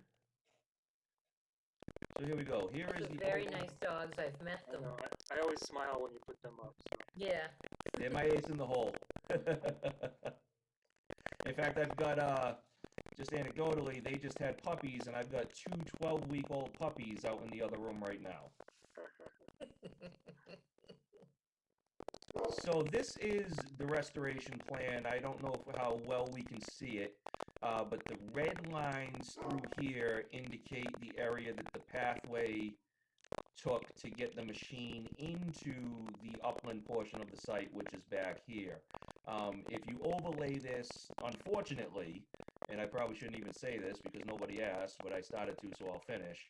If you overlay this to the design plan, what you'll see is that the proposed driveway actually comes a little bit east of the area that's disturbed, up through here. So unfortunately, the two areas don't overlap as much as we had hoped. So I think the position that we're in is we just have to restore what's been disturbed so far. So there's an area right up here hatched in blue. This is the only area that has been disturbed within the actual wetland itself, and that's between flags B37 and B34. And then if we come back out of there a little bit, you'll see coming through, we've got an area of 50 to 100 here that we're proposing to seed and let revegetate naturally. Then we've got back into the 50-foot buffer zone where we're proposing plantings and seeding. And then it kind of goes in and out of that same pattern with the 50-foot buffer zone the whole way through. And then if we come, eventually, we get out of the buffer zone to the upland area on the site where the test pits were performed. And then there's actually, and ECR identified this in the field, and I didn't even necessarily pick it up. It looks like they got a little carried away coming this way and almost ran into a wetland over here as well. So we decided that that area that was disturbed through there, we're going to put that back together just the same as the rest. So I am admittedly So can you just give us, so in this area that we're looking at right now, right around the corner, where would the driveway have been on this? So let me sketch it in basically with the draw function here. Which is something I asked for in my report, Eric. It is, yes it is, and that is something that we can certainly add to this plan. Basically, that driveway is coming in here and running right up this way and in here. So the edge of the driveway stays 10 feet off of this eastern property line. Okay? Unfortunately, I was really hoping when I looked at this by eye in the field that there would be more overlap between the area disturbed and the driveway, but there's not. So here's my concern, Eric, and is that, you know, last meeting, you know, I talked about the fact that this was really an egregious situation, that there was way more disturbance than what was absolutely necessary to get out there and dig test pits.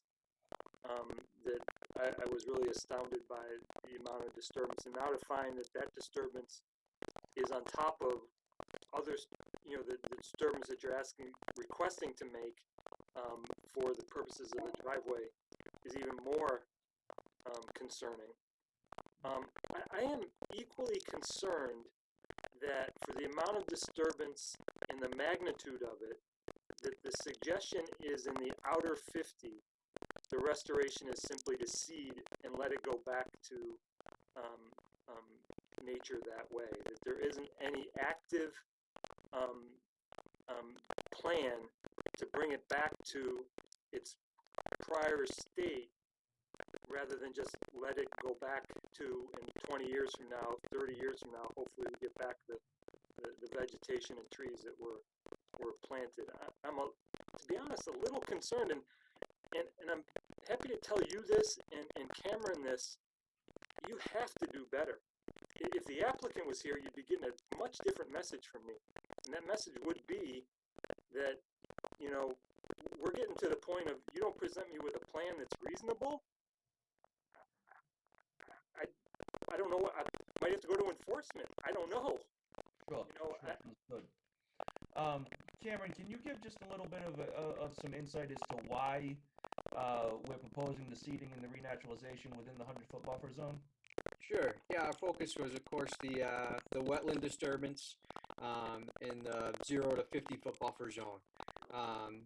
You know, just with the, as you know, looking at this, you know, I guess as you guys are looking at it as a, you know, type of violation here, you know, if it, with disregarding that for just a moment, you know, the idea of, you know, doing clearing work in the outer buffer is certainly a permittable activity. So, you know, in the sense that if we were to come in with a proposed project, you know, within the outer buffer zone, we'd be in front of the commission looking to get permits to do the work. But at the same time, you know, clearing of vegetation and structures within the outer buffer zone are certainly permittable. So our feeling was that, yes, there is significant disturbance in that area.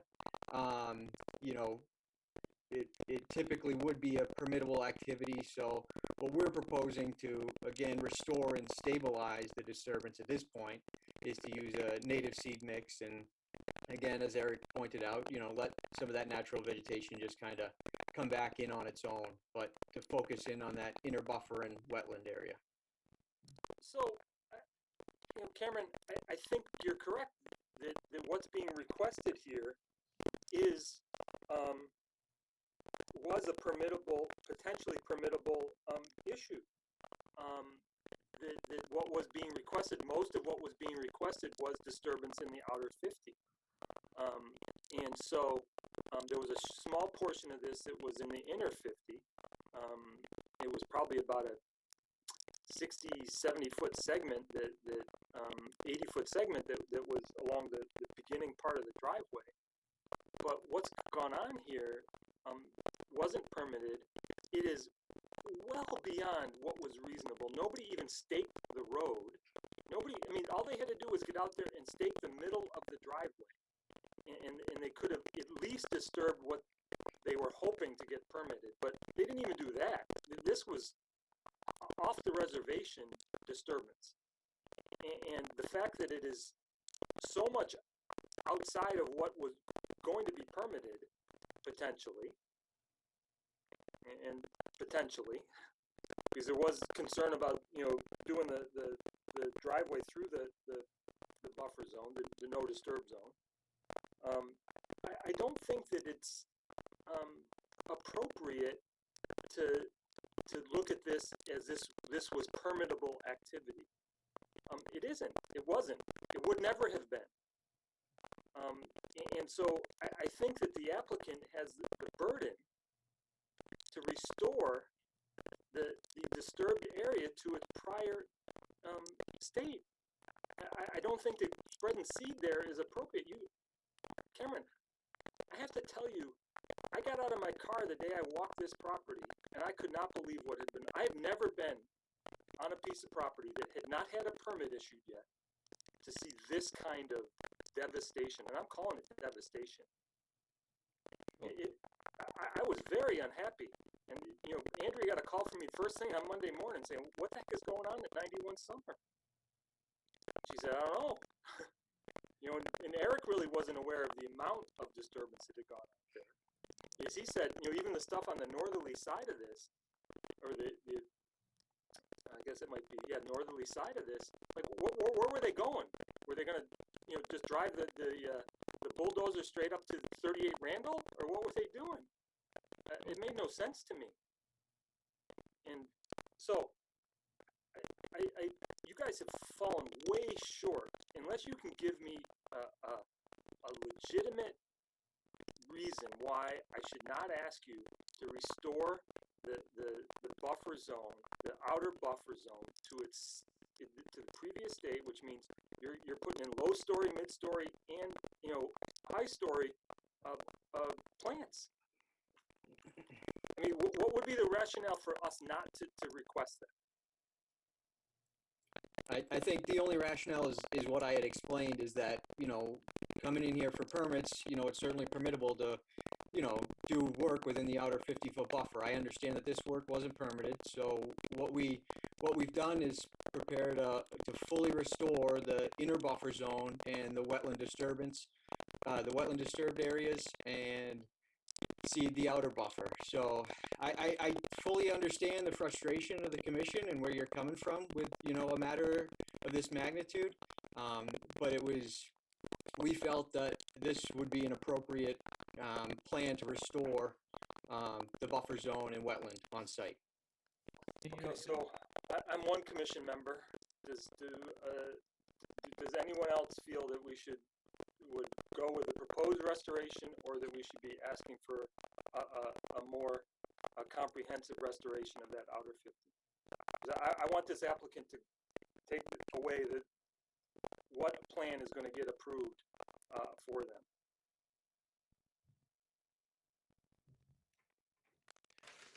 If you're gonna go further, where would you go with it?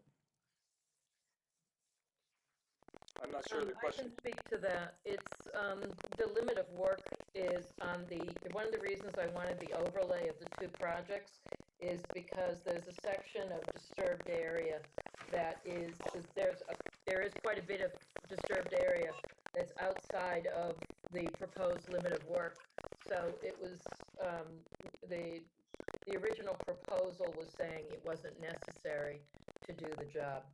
So don't get me wrong. So if there's disturbance that would have been within the limit of work, I think we can probably talk about that. Okay, but if it's outside the limit of work, I think that my expectation, and I hope the expectation of others as well, but I'll let them speak for it, is that we do a fuller restoration of that outer 50 buffer zone if it's outside the limit of work. So thank you for the clarification, Andrew. And Mr. Chairman, if I can chime in here, look, we kind of presented what we thought was our first blush of what we thought was acceptable and reasonable here. If the commission disagrees, the applicant has given us our marching orders, and that's to fix the problem, right?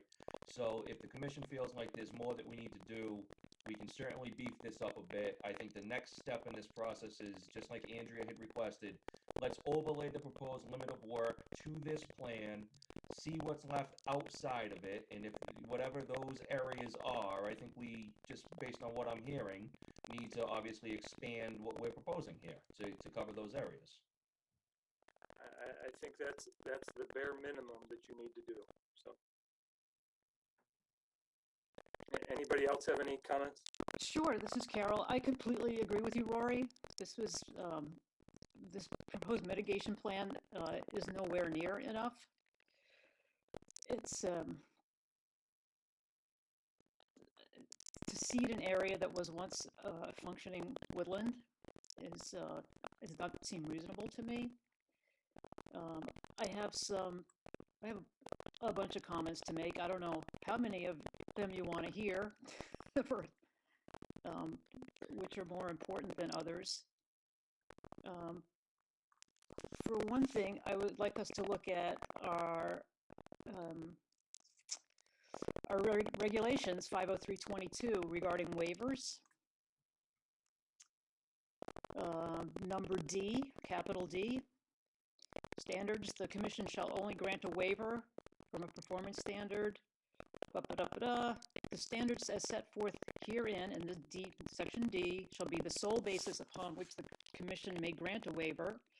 D2 says The commission shall impose all necessary mitigation measures. Where replication is required, it shall be at least twice that of the altered bylaw resource area. So, I mean, just off the bat, I want to see a twice as big a fix as what you all are proposing. Can I get some clarification on that before we move past that point, not to interrupt? But my question is, you know, we've identified this area that's been disturbed. Nothing else has been disturbed, so are you proposing interplantings outside of that disturbance area, or are we proposing, how do we get to a 2-to-1 ratio here if we have one area that's defined as disturbed that we're kind of packing back in? Right, you got to figure that out. If I may, too, You chime can in. answer Andrea, their- I'm sorry. Maybe I don't have the waiver in front of me, but it sounded like you said wetland replication, which is slightly different matter. Maybe Andrea can clarify that. This is a restoration proposal. Sure, I understand. And because I don't think we have anything in our bylaw about handling a situation like this, I'm suggesting that. Yeah, I think Carol's, sorry, Carol, if you don't mind. I think what Carol's suggesting is that the standards we use in other situations where we allow disturbance is a 2-to-1 offset. So that a 1-to-1 offset would be insufficient in the case where you're doing a restoration where there's such significant damage in the no disturb zone. So I think that's the point that's being made here, is that a 1-to-1 offset of just doing what's inside the buffer zone is not necessarily sufficient, according to Commissioner Lundin. Okay, there certainly is area in the clearing, the large clearing area, which I was astounded how much had already been cleared, that could be offered back as restoration plantings as well. So, you know, that's something for, you know, you to consider. I don't think it's a big ask for us to you know, ask for more than a 1-to-1, considering that you actually went into the wetlands in addition to disturbing the no disturb zone. So I believe that's the point Commissioner Lundin is trying to make. Thank you, Rory. Good, thank you. I have more. I would like to help us sort this out. I would like to see a report from the applicant about what was the dollar value of all the ecosystem services that the public was getting before this alteration was made. The dollar value of the ecosystem how do you put a dollar value on an ecosystem service? Environmentalists know a lot about that. Cameron, is that something that you can help us do? If that was something that the commission was interested in, you know, I mean, I don't know, I don't know how you would go necessarily about that. I mean, there's certain arborist reviews that could take place, but do we like, we don't even have an inventory of what was taken down. So I mean, when I was out there, you couldn't tell what was taken down. Right. You know, it would be great if John was here, our other commissioner. One tool that I know of that could help here is called iTree. ITREE. That is a peer-reviewed tool for reaching some kind of estimate of value of ecosystem services. I think John knows of another tool. So I think, Cameron, you may not be familiar with these tools, but there are people who are very familiar with it. And I want to see the applicant come back to us with a very specific report, not just of the values that are articulated in our bylaw, because those, what it says is including but not limited to the following. So I want to report on all the ecosystem services of what's been done here. You can call me if you have a question about it. I will. What else do we have?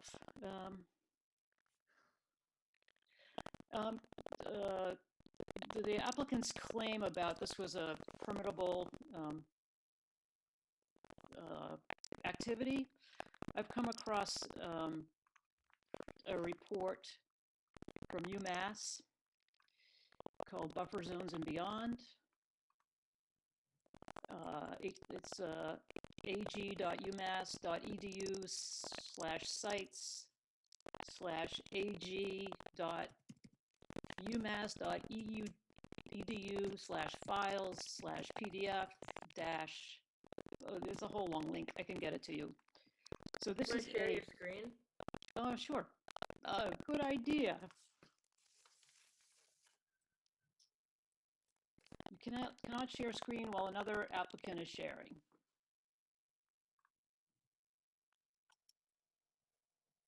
Eric, I think are you? No, I can stop share. Yeah, so I think you should try again, Carol. Okay, yeah, here we go. Share. Okay, we see this? Yep. Buffer zones and beyond. So this is this is about wildlife use of buffer zones and their protection under the WPA. Table of contents, it's quite a long report. We have introduction, methods, results by different types of animals, discussion, and conclusion. And then the appendices are a lot of science. Wait till you see these. So we have a lot of information here. But we don't need to get into the details, but what we do want to look at is the conclusion of this report, which is on page 28.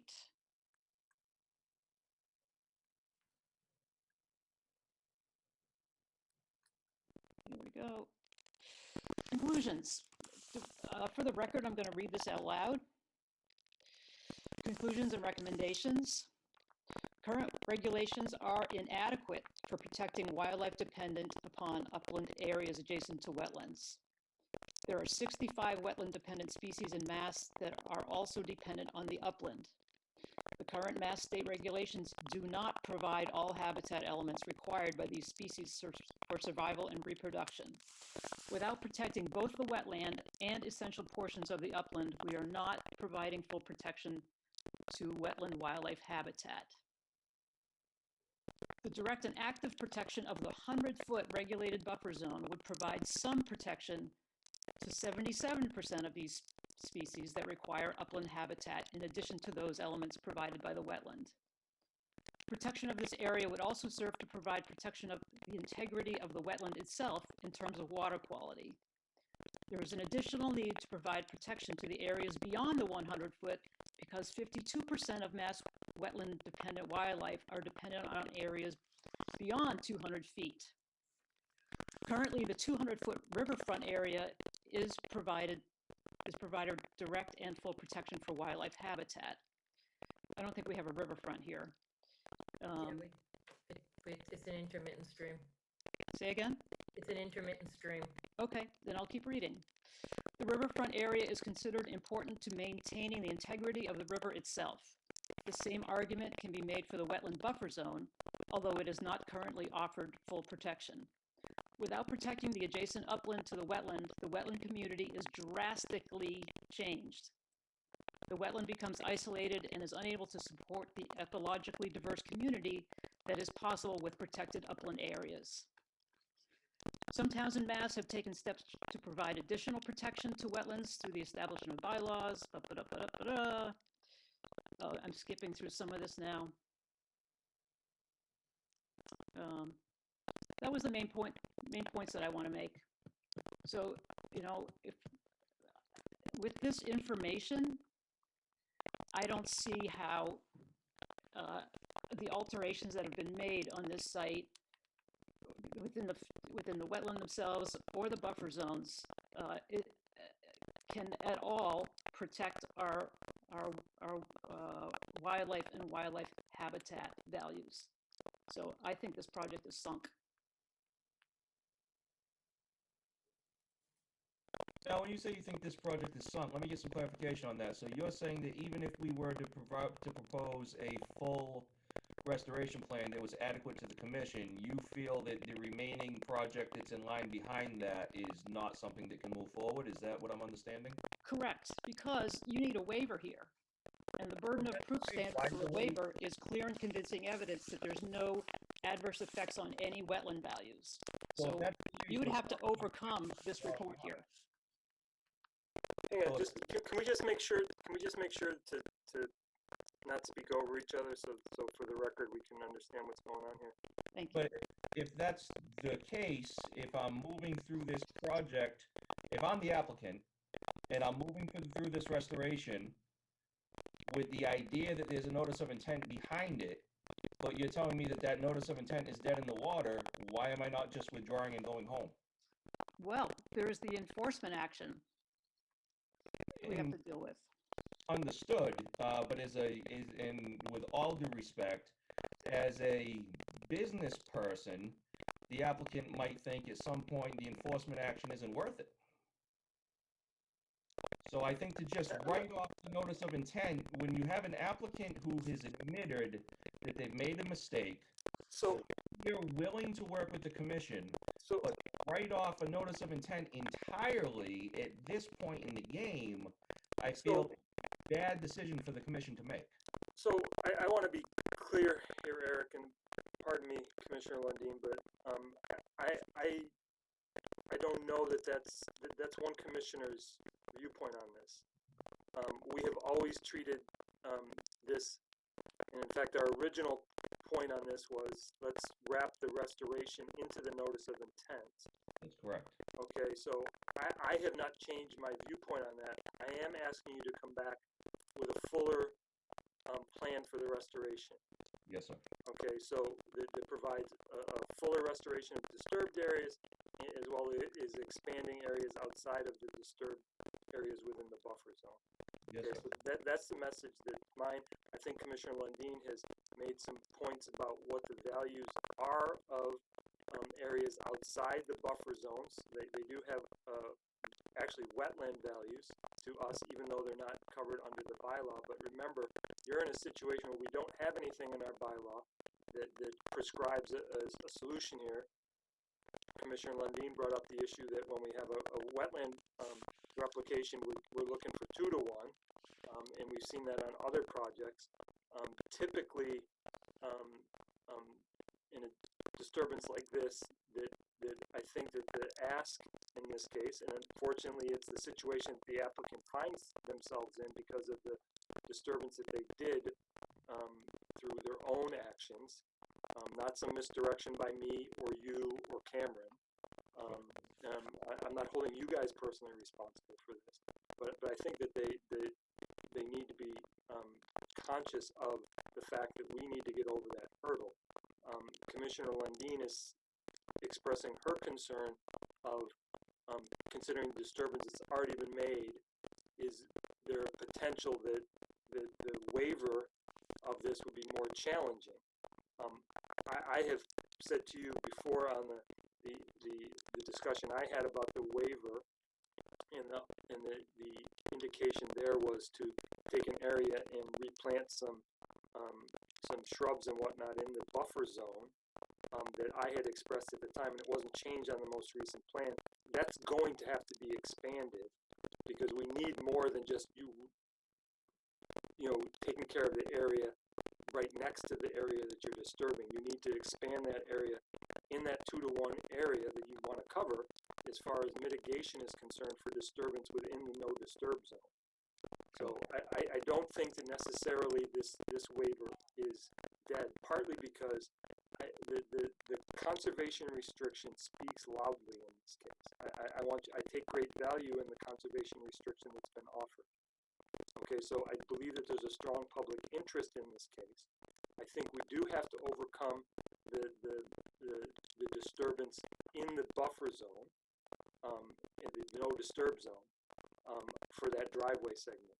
Okay, and I'm just strictly talking about the NOI now. I'm not talking about the restoration. I'm just talking about the NOI. Understood.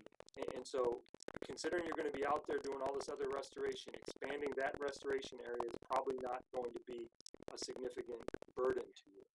Sure. So that's my suggestion.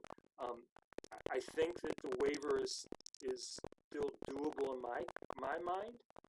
I haven't made up my mind, so I think you guys have work to do to get the restoration done and get the replication area, as well as some of the other comments that Andrea has offered as far as tilting the driveway so that it slopes away from the wetland and actually having some way to capture the water that's running off of the wetland, maybe into a a stone trench or something off that side of the driveway. Those are things that we've done before. So I think pitching the driveway away from the wetlands would be helpful to minimize the disturbance, because that's what we're trying to do, right? And so, but please, the initial message here, it is that I want this restoration done. I want it done in a manner that's more fully scoped out than what was originally presented today. I think that message has come across loud and clear. We can still hear from Commissioner Spady or Commissioner Malo if they want. But I also think that there is other work to do on the NOI, which I don't necessarily, I think we can take that as a next step. From my standpoint, I want you to get the message that I think the original plan was what needed some work, but wasn't something I was dismissing out of me. Okay? And I think that if there hadn't been so much disturbance, we'd probably already be at a permitting stage on this. Okay?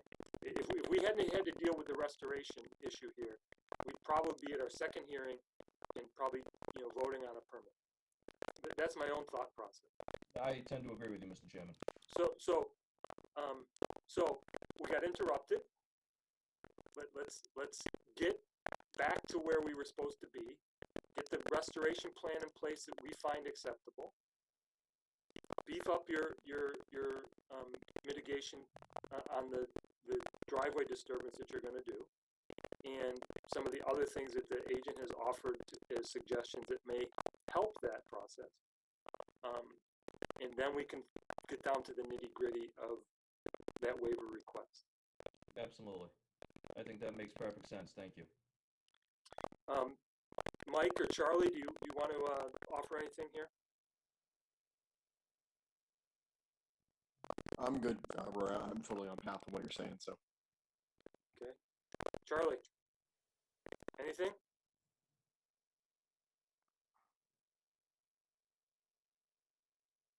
Okay, we're going to say that Commissioner Malo has nothing to say. Just briefly, Carol, okay?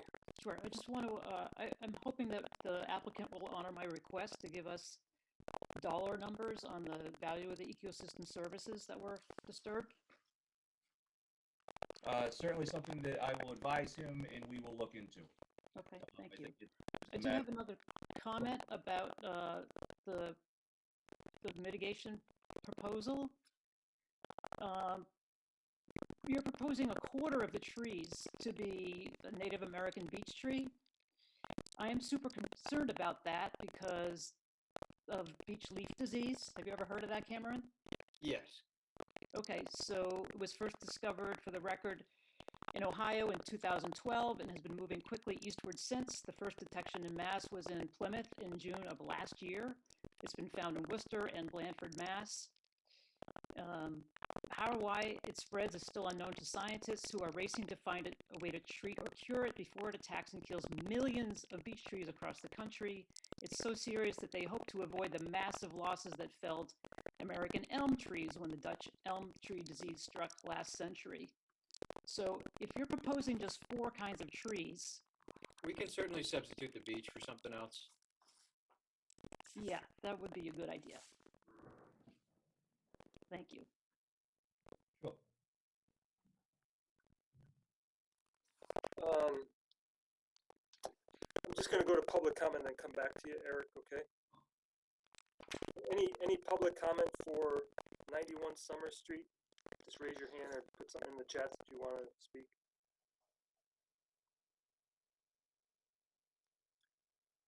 Okay, so seeing none, Eric, Cameron, do you need further direction from us, or you have questions that you want answered at this time from us? I think we've got a pretty good handle on it. Cameron, would you agree? Yes, I agree. So I think what we'll do, Mr. Chairman, is when we leave here, we're gonna focus on this restoration plan, because I think that's the crux of everything. Even if we come back and we talk about a restoration plan and get to a point on that where we're all happy, and then address the notice of intent items might be the most pertinent way to handle this at this point. I don't know if you agree or not. I agree wholeheartedly. Okay, so why don't we, let us focus on this restoration plan. We'll deal with the proposed conditions after we get to a point where we're all feeling good about that. And then we can go from there. I appreciate that. Thank you very much. Yes, sir. So, when do you want to come back to us? So our next meeting is actually, the 22nd, which is next Monday, but I don't think I don't think you'll have time for that. No, certainly not. What is the meeting following that one? So that's gonna be April, 5th, is that right? Yeah, it is April 5th, which is only 1 week later. What a horrible time period. No, that's 2 weeks, 2 weeks. So April 5th is our next, so you want us to continue to April 5th? Yeah, let's go to April 5th, and that means, just so I'm clear, we would have to get revised materials back to Andrea by what date in order to make the April 5th meeting? March 29th. 3/29. Andrea, that's good with you? Obviously. 3/29. Yeah, a week will be, if I'm anticipating it, I can Sure. adjust my schedule. Sure. Okay, let us focus on that, and we'll get something back to you as soon as we can. So I make a motion to continue 91 Summer Street to, meeting on April 5th. Lundin, second. Roll call vote, Caulfield's aye. Lundin, aye. Spady, aye. Guess we're waiting on Chris. Charlie, I mean. Charlie is abstaining. Okay. So Spady, aye.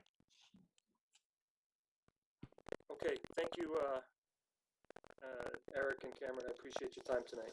Thank you all. Thanks, Commissioner. Appreciate it. Hey, next time, y'all can tell me I'm sharing my screen for too long of a time. I did, it was in the chat. Oh, I don't have that open. Sorry. Okay, There's a little button on the bottom that has a banner. Yep. And it says the chat has a little hand raised. Thank you. our next, application is, 34 Round Table Road. This is a notice of intent for an in-ground pool, concrete apron, and filter system, plus some other issues that were already present on the site. And so we have Ken Thompson, who is the applicant's representative. Good evening. There we go. Good evening, everybody. He is asleep, by the way. Anyways, could you bring up our map, Andrea? Rory, how are you doing on that? I'm just getting my system up. I can bring up his original sketch and then pull down the one from before. That's what I'm doing. That's what I'm doing too. Well, if you want to share the screen, I can do it for you too. Charlie has raised his head. There he is. You can share this. If you've got it on your screen, then just check that green button, Ken, Sure. and you can share it because it's gonna take me a minute. There you go. Can you see it, everybody? Yep. Okay. Can you make it larger, please? Okay. Is that good Thank enough? you. You're filling my screen up, so if you need it bigger in an area, just let me know. Thank you. Okay, the same, we're going through it again, remove the dog pen. We'd like to keep the fire pit in place to get rid of their branches. We're gonna remove this slash from the wetlands and back, remove the patio. We're gonna work with this picket fence area here. We're moving this small shed here out by the proposed pool. The pool's been moved outside the 100-foot buffer. We're requesting to keep the shed, the larger shed there, just due to its size, 24 by 12. We've added down infiltrators, 2 infiltrators to the large shed to help with runoff problems and that. And then we've planted, I've got a conservation plan, planting plan for this back area here. The area is over 1,500 square feet that we're planting, and that accounts for the shed, the deck, and the area of the pool within the riverfront area. It's like 1,300 square feet of the impact, 1,500 square feet of the buffer zone planting. Details added, here's your infiltrator. We'll use the sock, stake sock in the back, which is running all on this blue line, all along the chain link fence. We're also going to cut 24 by 4-inch openings on the bottom of the fence. She has a dog that's a digger and a runner. So I probably could put a concrete pad at that, buried even with the ground at that point, and then create openings for wildlife. Because if I lift the whole fence, the dog's gonna get out. So that was my balance on this one. Any questions so far? No, so just to sort of summarize, because it's been a few weeks. So the original plan, just to give some perspective of this, the original plan was to have the pool in the Right outside the back door. Yeah, so that was within the 50 to 100 foot zone. Right, it was within the floodplain, which is right here. Yeah. And the 50 foot was here. Right. So we moved everything as far out to the farthest place, because if you remember going onto this property, that's a steep slope out in front. Correct, yeah. So we've moved it as far out as we can. This area is naturalized. I didn't want to get into those trees. The tree line runs like this. I've also submitted a drawing of the septic system that the owners received from the previous owner, and I contacted the health department. They don't have any records of the septic system. So what you see here is what is allowed. The trees, you can see them out here. Actually, the clearing is out here, and it goes out to here, and then it comes back into here, like that. There's a tupelo inside the old picket fence area, and then that's the periphery trees. Little circles, 24-inch oak, 20-inch red oak, 18-inch tupelo, 10. A couple down in here that didn't make it to the plan, I guess. But we have enough room to get the machines around the septic system. I believe that's the way they travel. I don't think they're going to come up a hill with this stuff. I don't know, but that would be their route in. Okay.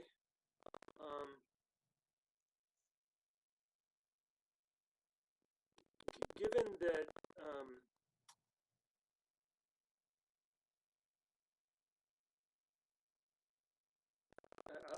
I'll leave that comment for now. But so what is there a plan somewhere for those plantings, the mitigation? Yes, I do have a plan for that for you.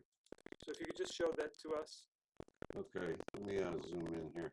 And I think we lost Charlie again. He's an early riser, like Charlie. Charlie, you there? Yeah. Okay. All right. What I've done is a mass planting of berries. The palm tree looking things are red raspberries. Yeah, Share your screen, please, Ken. What was that? You have it on your screen, but we didn't. Okay. Share this one. Okay, I got it. I'll stop share here. Share screen. There we go. There we go. Yep. All right, there we go. I can even see it here.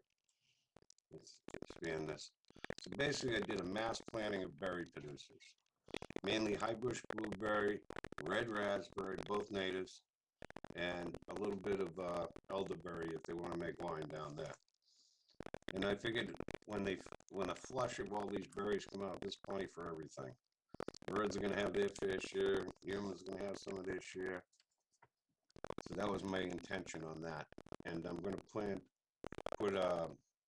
wood chips underneath. Nice layer of 3 inches of wood chips through the whole area. We'll put up conservation signage. Andrea's asked, or in her staff report, has it they have to stay for perpetuity. Yeah, the buffer zone plantings. Mm-hmm. notice where the permanent markers were going to be? I just noticed I don't have them on there, Mhm. but permanent markers will be part of it. Will you put it on the outside of your buffer restoration? Yes, it'll be Okay. it'll be on this side, the house side of it.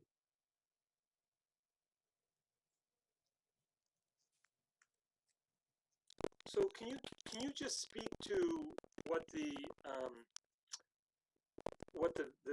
value of this particular type of plantings is to the habitat for these wetland wildlife?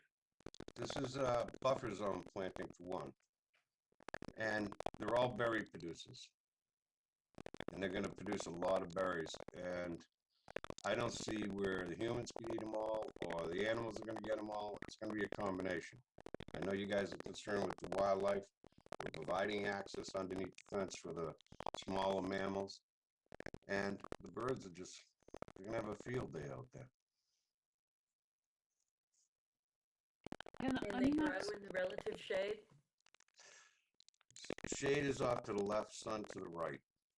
There's actually a tupelo about where that arrow point is, right inside that old fence line. I share the concern about the amount of sun there. Elderberries, I'm more familiar with. They make a lot more berries if the shrubs are in the full sun. We can move them over to this side. Is it sunnier over there? Yes, it is. It's very sunny on this side. This is where the tree buffer or the tree stand, the naturalized tree stand around this property begins. One's here, the oak's right here, and then tupelos are in here from the first plan that I was showing you. So that's actually a shady spot. Red raspberry, I'm not familiar with Yeah, it's a that. native. Yeah, I believe you. I mean, I'm sure you're all looking for more diversified, like a wetland planting. You know what I mean? Where you have a combination of berry producers, arrowwoods, things of that nature. I just thought we're putting it in these people's backyard. I could accomplish both. There'll be plenty of berries for everybody. The shade, high bush blueberry grows in the shade. It's the dominant understory in a climax community. Sure.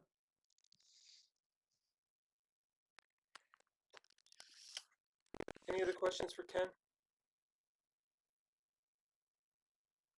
Did you guys note the little wildlife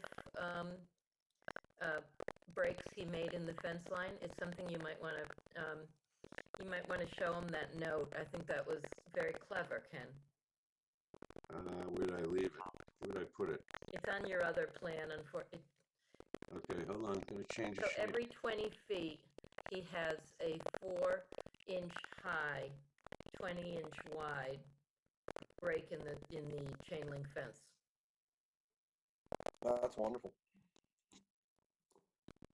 I'm a little concerned it's not, I think it's really good. I think it's not, I'm concerned it's not quite high enough. We could do more like 6 to 8 inches. But Well, then I have a dog. there's a dog problem. I have a dog problem. Yeah. I must have closed down that drawing. Hold on. And Carol, that might be okay, because if there's the dog problem, then you really don't want anything unwanted getting in by mistake and not being able to clear it to get out. I mean, maybe the deterrence, honestly, maybe even having the break there at all. I don't know. Maybe you're actually doing a service to the animal. You don't want to have some poor rabbit go in there surprised, and then you know what I mean. He's in that corner, and now he's not getting out. Not saying the dog's like that. I mean, I have a hunting dog, so I understand. So maybe we just, I don't know. Well, let's put it this way. I constructed a turtle crossing underneath one of the MBTA rail lines, and they learned that path in and out. I had a For sure. vernal pool on either side, and I sat there and watched 2 of them cut through in 5 minutes to the other side. I had wildlife cameras on 5 of them, and humans, ducks went back and forth every day. They spent the night in the deep pool and spent the day in the shallow pool. It's kind of interesting, actually. Absolutely. A lot of fun. Every once in a while, you get to have fun in this business. Well, you don't need to keep looking for the plan because I described the spacing and the distance. Thank you, because I've lost that plan. I can't seem to find it right now.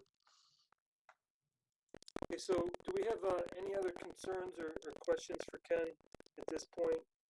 I mean, I think he's addressed everything that we've presented to him at this point.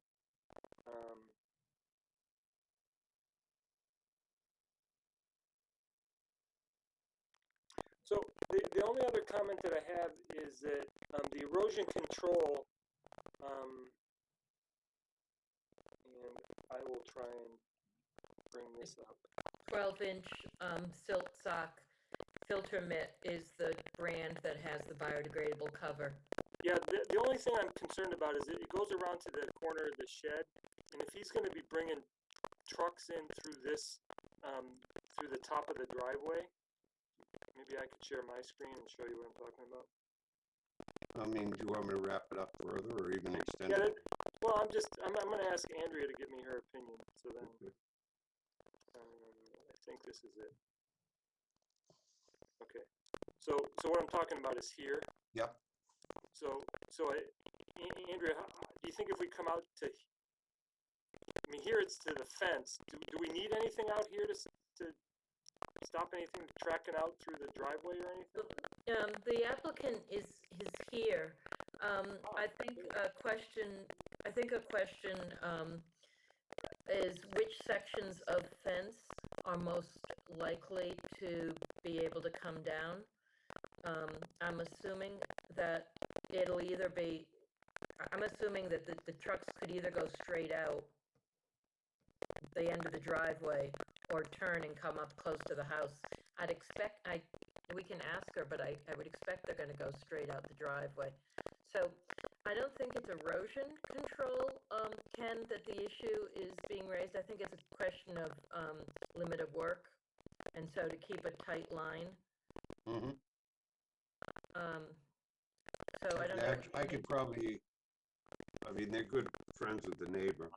We can probably put a second piece out here also.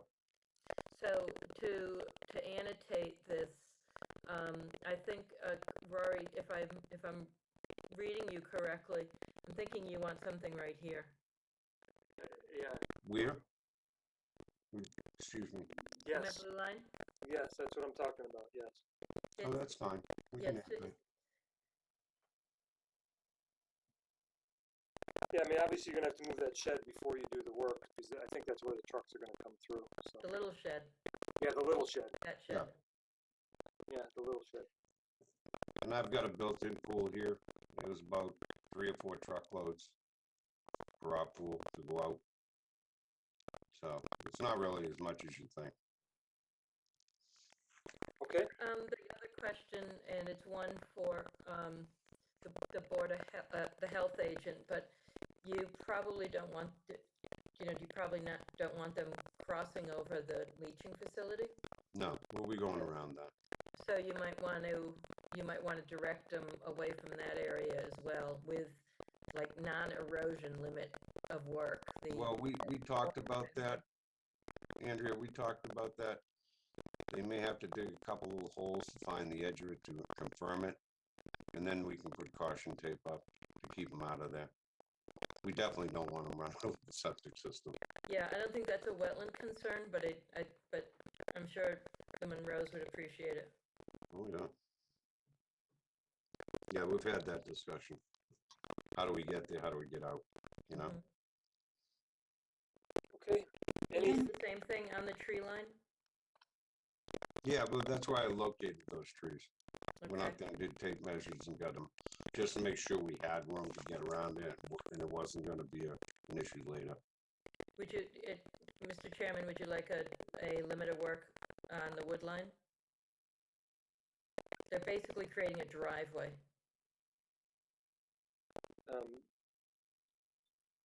Maybe I closed it now, so now I got to reopen it. It's just the southern side. Yeah, no, I understand. Full construction. So do you want to bring the current limit of work, you know, Well, that silt fence, you can do less expensively because you don't actually, it's not a siltation problem. You just need to create a visual barrier. So he was speaking of caution tape or even that orange, that orange perforated Fencing. construction fencing. It's just the stay out of this area fence. yeah, I would absolutely do that. So, I mean, if they're not going to be doing any work, let's keep them out of there as best as possible.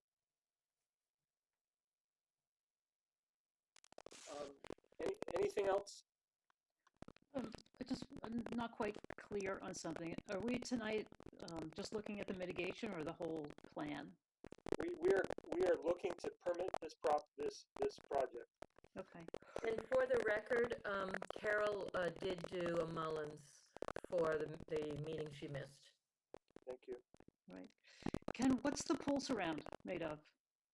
The apron. Concrete. Why is that the best material? It's choice. She's thinking You're of her- talking going in pavers?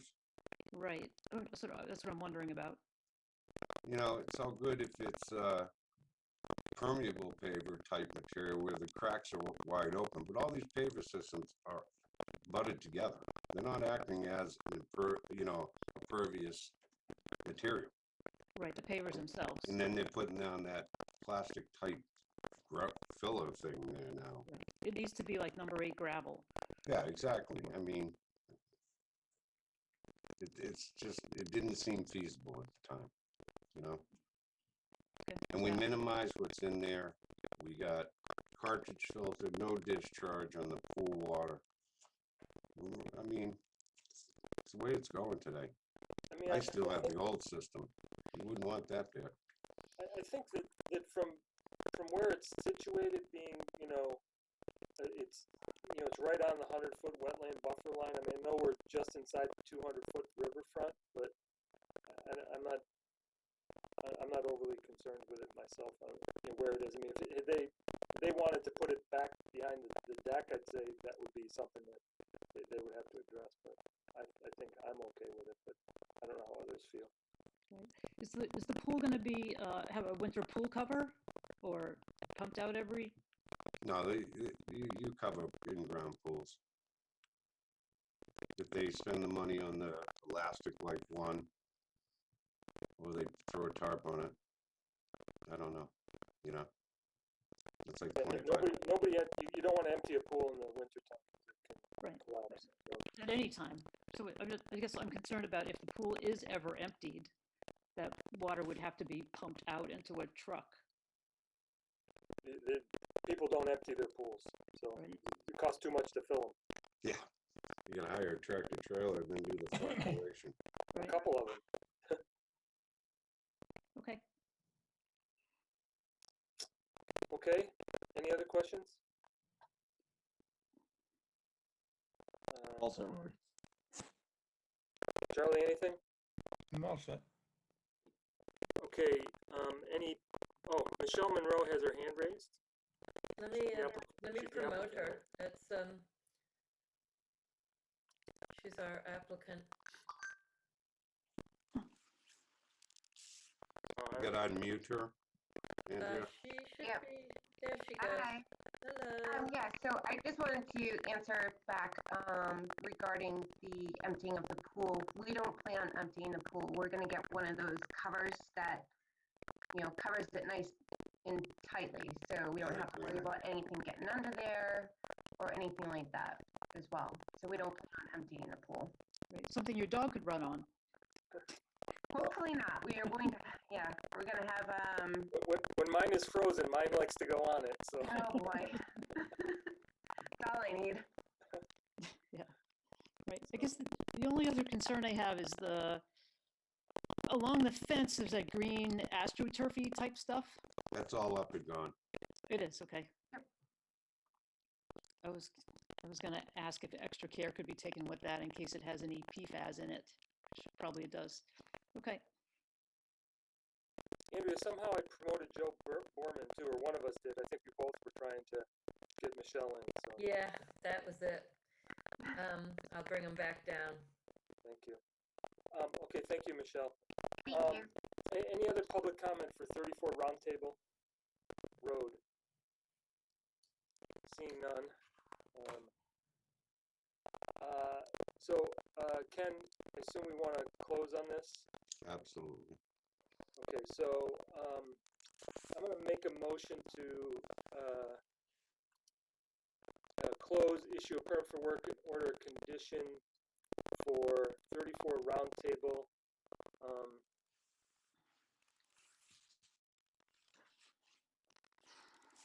Noting that, the waiver standards are met, and,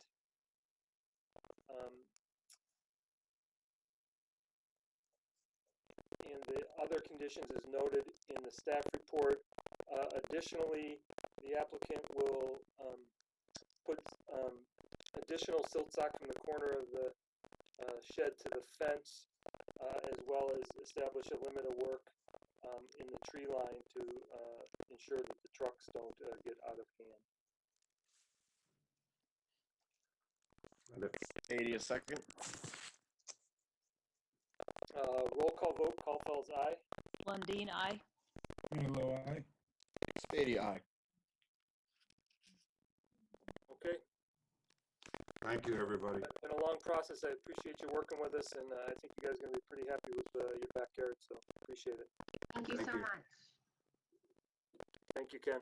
All right, guys, have a pleasant evening. Night. Okay, so next up is a certificate of compliance for 20 Wenlock Circle. Yes. 20 Wenlock is an older project that, 1989. yeah, real older. I actually, have to change, what I was looking at here. Unless you can say it faster than me, I'm sorry, I was. So obviously this is a well-established lawn over over the septic system. The only issue that was raised by both Andrea and I, and I can bring up this so you guys can see the property. If you want. Now I'm ready. Now you're ready, huh? So am I. So you can see here, I think you can see here. This was approved in 1989. Yeah, so this, That's when I was this born. property has a wetland in the southwest corner, southeast corner of this property. And the only thing is that there's a chain link fence line that was established all the way around here. There's a vinyl fence in the front, but and it actually probably goes through this wetland. Now, when I was out at the site, the chain link fence had actually been pretty much demolished by fallen trees. And so I believe that the applicant removed the portion of the fence that was inside the wetland prior to this hearing. So That was the email I received from their attorney. I think I actually was out on site and spoke to the applicant. He was, he understood, and I had actually suggested that we just condition that the new owner, when they repair the fence, move it back out of the wetland. So it's woodlands. It's it wasn't even wet when I was there. So but you could tell it was wet at some point. So other than that, I don't have any problems here. I mean, he's removed the fence. It's been there for 30 years. So. Any questions from anybody? Let me just say that no special conditions were noted as perpetual. Okay, so any public comment for 21 Lock? Seeing none. I make a motion to issue a certificate of compliance for 21 Lock Circle. Second, Milo, second. Roll call vote, Caulfield's aye. Lundin, aye. Milo, aye. Beatty, aye. So Andrea, if you could just communicate to the new homeowner because I think they closed last week. Mm-hmm. If you could just communicate to them that when they go to repair the fence, that they should not use the existing fence line that was established previously, that they'll have to pull it back. Mm-hmm. Okay. Mm-hmm. Just as a. Got it. Okay. Yeah, thanks. Okay. Next up is meeting minutes. We are. Well, we're still 30 minutes away from the next break, so we're good. So meeting minutes, there was one correction I wanted to make. I'm looking at the meeting minutes from February 8th. February 8th. The only thing I wanted to note is that on the hearings for 52 Turnpike and 46 Depot, it's recorded that Carol abstained. She actually was not eligible to vote at all because she didn't mull. Sorry. She We didn't mull actually made that we actually made that correction, and it just didn't get into the updated binder.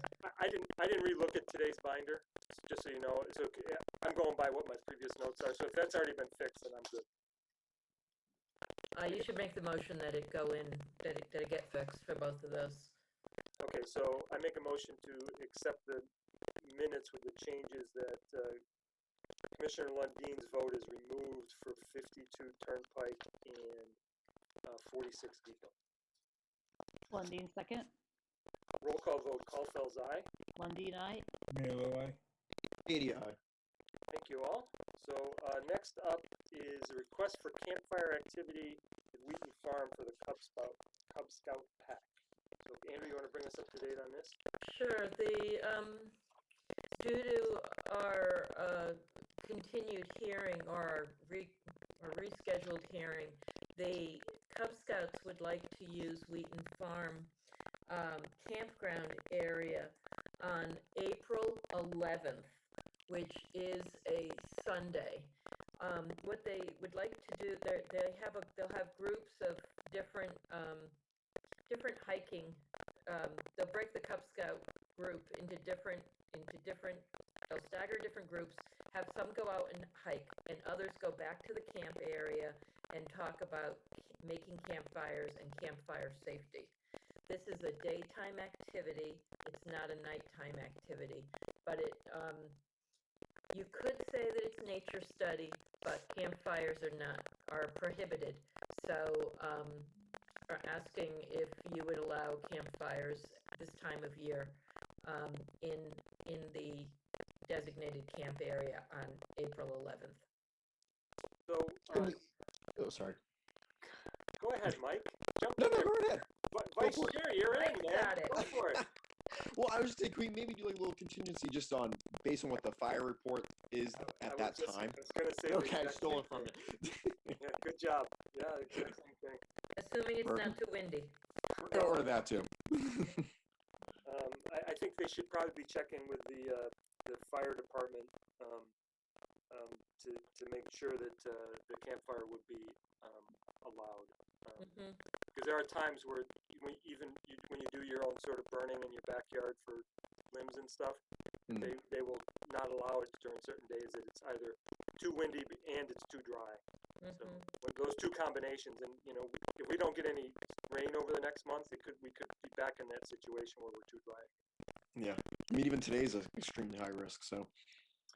Yep. So I'm okay with that. I'm thrilled that when people go out and use Wheaton Farm in any way, shape, or form. So the fact that the scouts are getting involved and getting acclimated to using the park, that's great. So any other comments from anybody? We'll make that condition. So you need to vote from us, Andrea. So I make a motion to permit the Cub Scout Pack 193 to have campfire activity on Sunday, April 11th, with proper supervision of Cub Scout masters, as well as checking with the fire department that outdoor fires are not prohibited. And on that day. Mailer, second. Roll call vote, Caulfield's aye. Lundin, aye. Mailer, aye. Speedy, aye. Okay, two other things. One is an emergency, sir. first time in 4 years, third time in 9 years. There was a spill of home heating oil that went from a person's basement into the sump pump drainage system, into a wooded swamp, into a stream of the Mulberry Brook. Good news that the landowner came home for lunch, and so noticed within a couple hours of this happening that the smell of oil, and immediately called the fire department, who were right on it, and put booms into the main river, as well as up the tributary, and put down absorbent pads and really contained the situation. It was an accident. It well handled as an emergency. I was in town that day, met with Mass DEP on the site, and they were very impressed with how quickly everything was handled. A licensed site professional was called in the day of. He was on site within 15, 20 minutes of me getting there, which is within an hour of everything that's going on. It right now, as of today, I issued an emergency cert immediately saying, do what needs to be done to contain the problem, and then to remediate. To remediate, what they had to do, and it happened today, was put down a silt fence barrier inside the wetland, in the drainage pattern of the oil seepage, and then they scraped off from the upland side. It turned out to be 8 inches down to a hole of 2 feet to get out the contaminated soil. All contaminated soil, leaf debris, properly disposed of off-site. The sump pump discharge pipe is about a foot down off the grass line. And so rather than, I had said just restore everything to the conditions it was, but now, since they found that deep hole right at the end of the discharge pipe, I've asked that they keep it open, put down rock as a splash guard for when the pump surges, and to put absorbent pads there, just in case. He said he's already getting, while they still have the smell of oil, they don't have extensive oil coming out of the residence now. So this is all standard operating procedure when bad things happen. And the Mass General Law 21E requires that an immediate action response plan be submitted 60 days afterwards.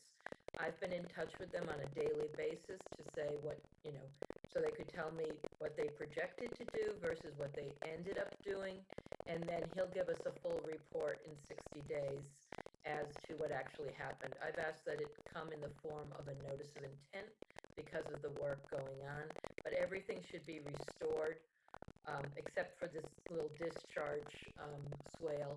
Everything should be restored with native grass seed capable of growing in wet, shady soils.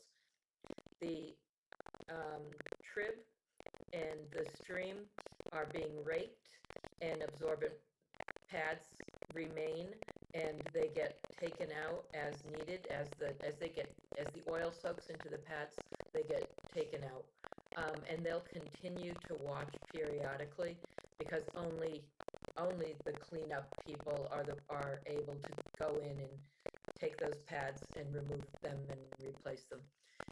His homeowner's insurance is picking it up, so you can be assured that what needs to be done will get done. So I'm asking that you ratify the work that's been done in, under the supervision of a licensed site professional. The actual enforcement order that I issued is in your packet on page 25. And so I need a vote to, or an attaboy, however you want to make the motion. So first of all, I want to give a tremendous amount of credit to the fire department for responding as quickly as they did and knowing exactly what to do. And So having the equipment. Yeah, and Even better. Being prepared to do this is so. It's clear that our town employees really did a great job of being prepared and doing all their work ahead of time. This is not something you can go into and say, "Oh, okay, what do we do?" Like they knew the moment they got on site exactly what they needed to do. So I really give a lot of credit to the fire chief and his team for the work that they've done to be that prepared. Good for them. Really good for them. yeah, that's an easy thing to just let slip by quickly. Yeah, They great. used all the equipment they had, and so part of this remediation is to restock the fire department. Good. Absolutely. Good. So I make a motion to approve the emergency cert as described by Andrea. Mailer, second. Roll call vote. Caulfield's aye. Lundin, aye. Miller, aye. Spady, aye. Just for the record, the address on that was 107 South Street. You're right, I never did say. I know. I realized that we didn't say that. I knew where it was because you and I talked about it. So this is right near that that culvert that got replaced on South Street, which was a couple of years ago. We permitted it. We permitted it about 3 years ago, and then they put the culvert in probably about a year. Mhm. So, which was another fascinating project. That was, to replace a culvert is just fascinating to me. Okay, that was. What else you had for us? I just wanted you to know that the Tufts Farm request for proposal has been noticed. We're starting to get responses. Our webpage will be updated tomorrow with the request. So bids are being opened on April 9th at 11:30, and the open house will be Wednesday, March 24, a week earlier. It's going to be by appointment, very clearly stated in all places, during the day between 10 and 2:30, because we want to restrict the number of people that show up at any one time due to COVID. Okay. I've asked for an evaluation team to be approved by the Chief Procurement Officer, your town administrator. Okay. Do you need anything from us at this point? Okay. That's it. I will do whatever you ask me to do, Andrea. I love it. You tell me we need to do something, I'm ready. I love it. I have nothing else to add to this week's discussion. So I'm just going to tell you quickly that Maplewood Camp yeah, I saw that. submitted the annual report. It wasn't as good as the first year. Uh-oh. They said they did some water quality sampling, but they just can't identify. They just can't put their hands on the report results. So what they can say for sure is that no water left the pond, because Lee knows that happened. And he's going to have a different contractor next year, which is not a bad idea. Okay. That was the only other thing to report. Yeah, I mean, the report itself was, they basically went out and did what they were supposed to do, but we really don't have the data to show us what they did. I mean, the water data. Right, and then as terms of Phragmites, they just said they gave us no quantitative data. Right. You should continue to do this. Yeah, no, you should have been doing it all along. they tended to sort of assign some concern over COVID as part of the issue because they had people working from home and all this other stuff. So just give full disclosure. I did read the report. How do you like that? Yeah, so did I. That's why I wanted to bring it up.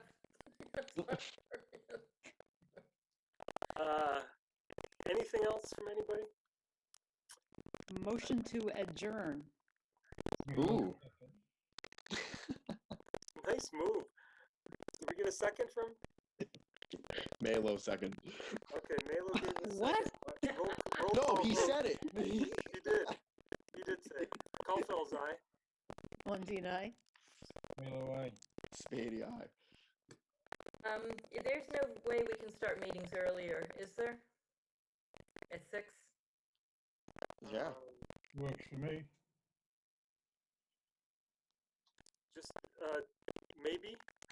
May I not work will, for a I will chairman. tell you, I was sitting at my desk at 6:28 tonight, and I was literally walking in from the car. So, and now it doesn't always happen that way. It can be a bit of a challenge for me. We can kind of adjust a little bit based on the agenda. If it looks like a long agenda, if possible, other times just start at 6:30. We gotta post a week ahead of time. Yeah, he's saying make the decision ahead of time, depending on the agenda. No, can I think about it? We'll talk about it next week, maybe. You have to approve the agenda, so yeah. We do have the flexibility, as Carol, My choice. flexibility with the Zoom coming out of the planning department, so I don't have to worry about somebody else using the room. We've already reserved the room. Okay, that's good. So that, I mean, I will think about it. It's just saying we've already adjourned, just so you know. I know. I just want you to think about it. We're off the record, so We're off the record. I will look at it and see what I can do. If you ask me today, I'd say, but let me think about it. Thank you for bringing it up. I appreciate it. Yes, normally I would say yes, earlier is better, but I don't know if I can for the next couple months. Frankly, I was working right up until 6:10 too, so I understand. Okay. Thank you all. I appreciate it. We'll see you. Night. Unfortunately, we'll see you next week. It's very unfortunate.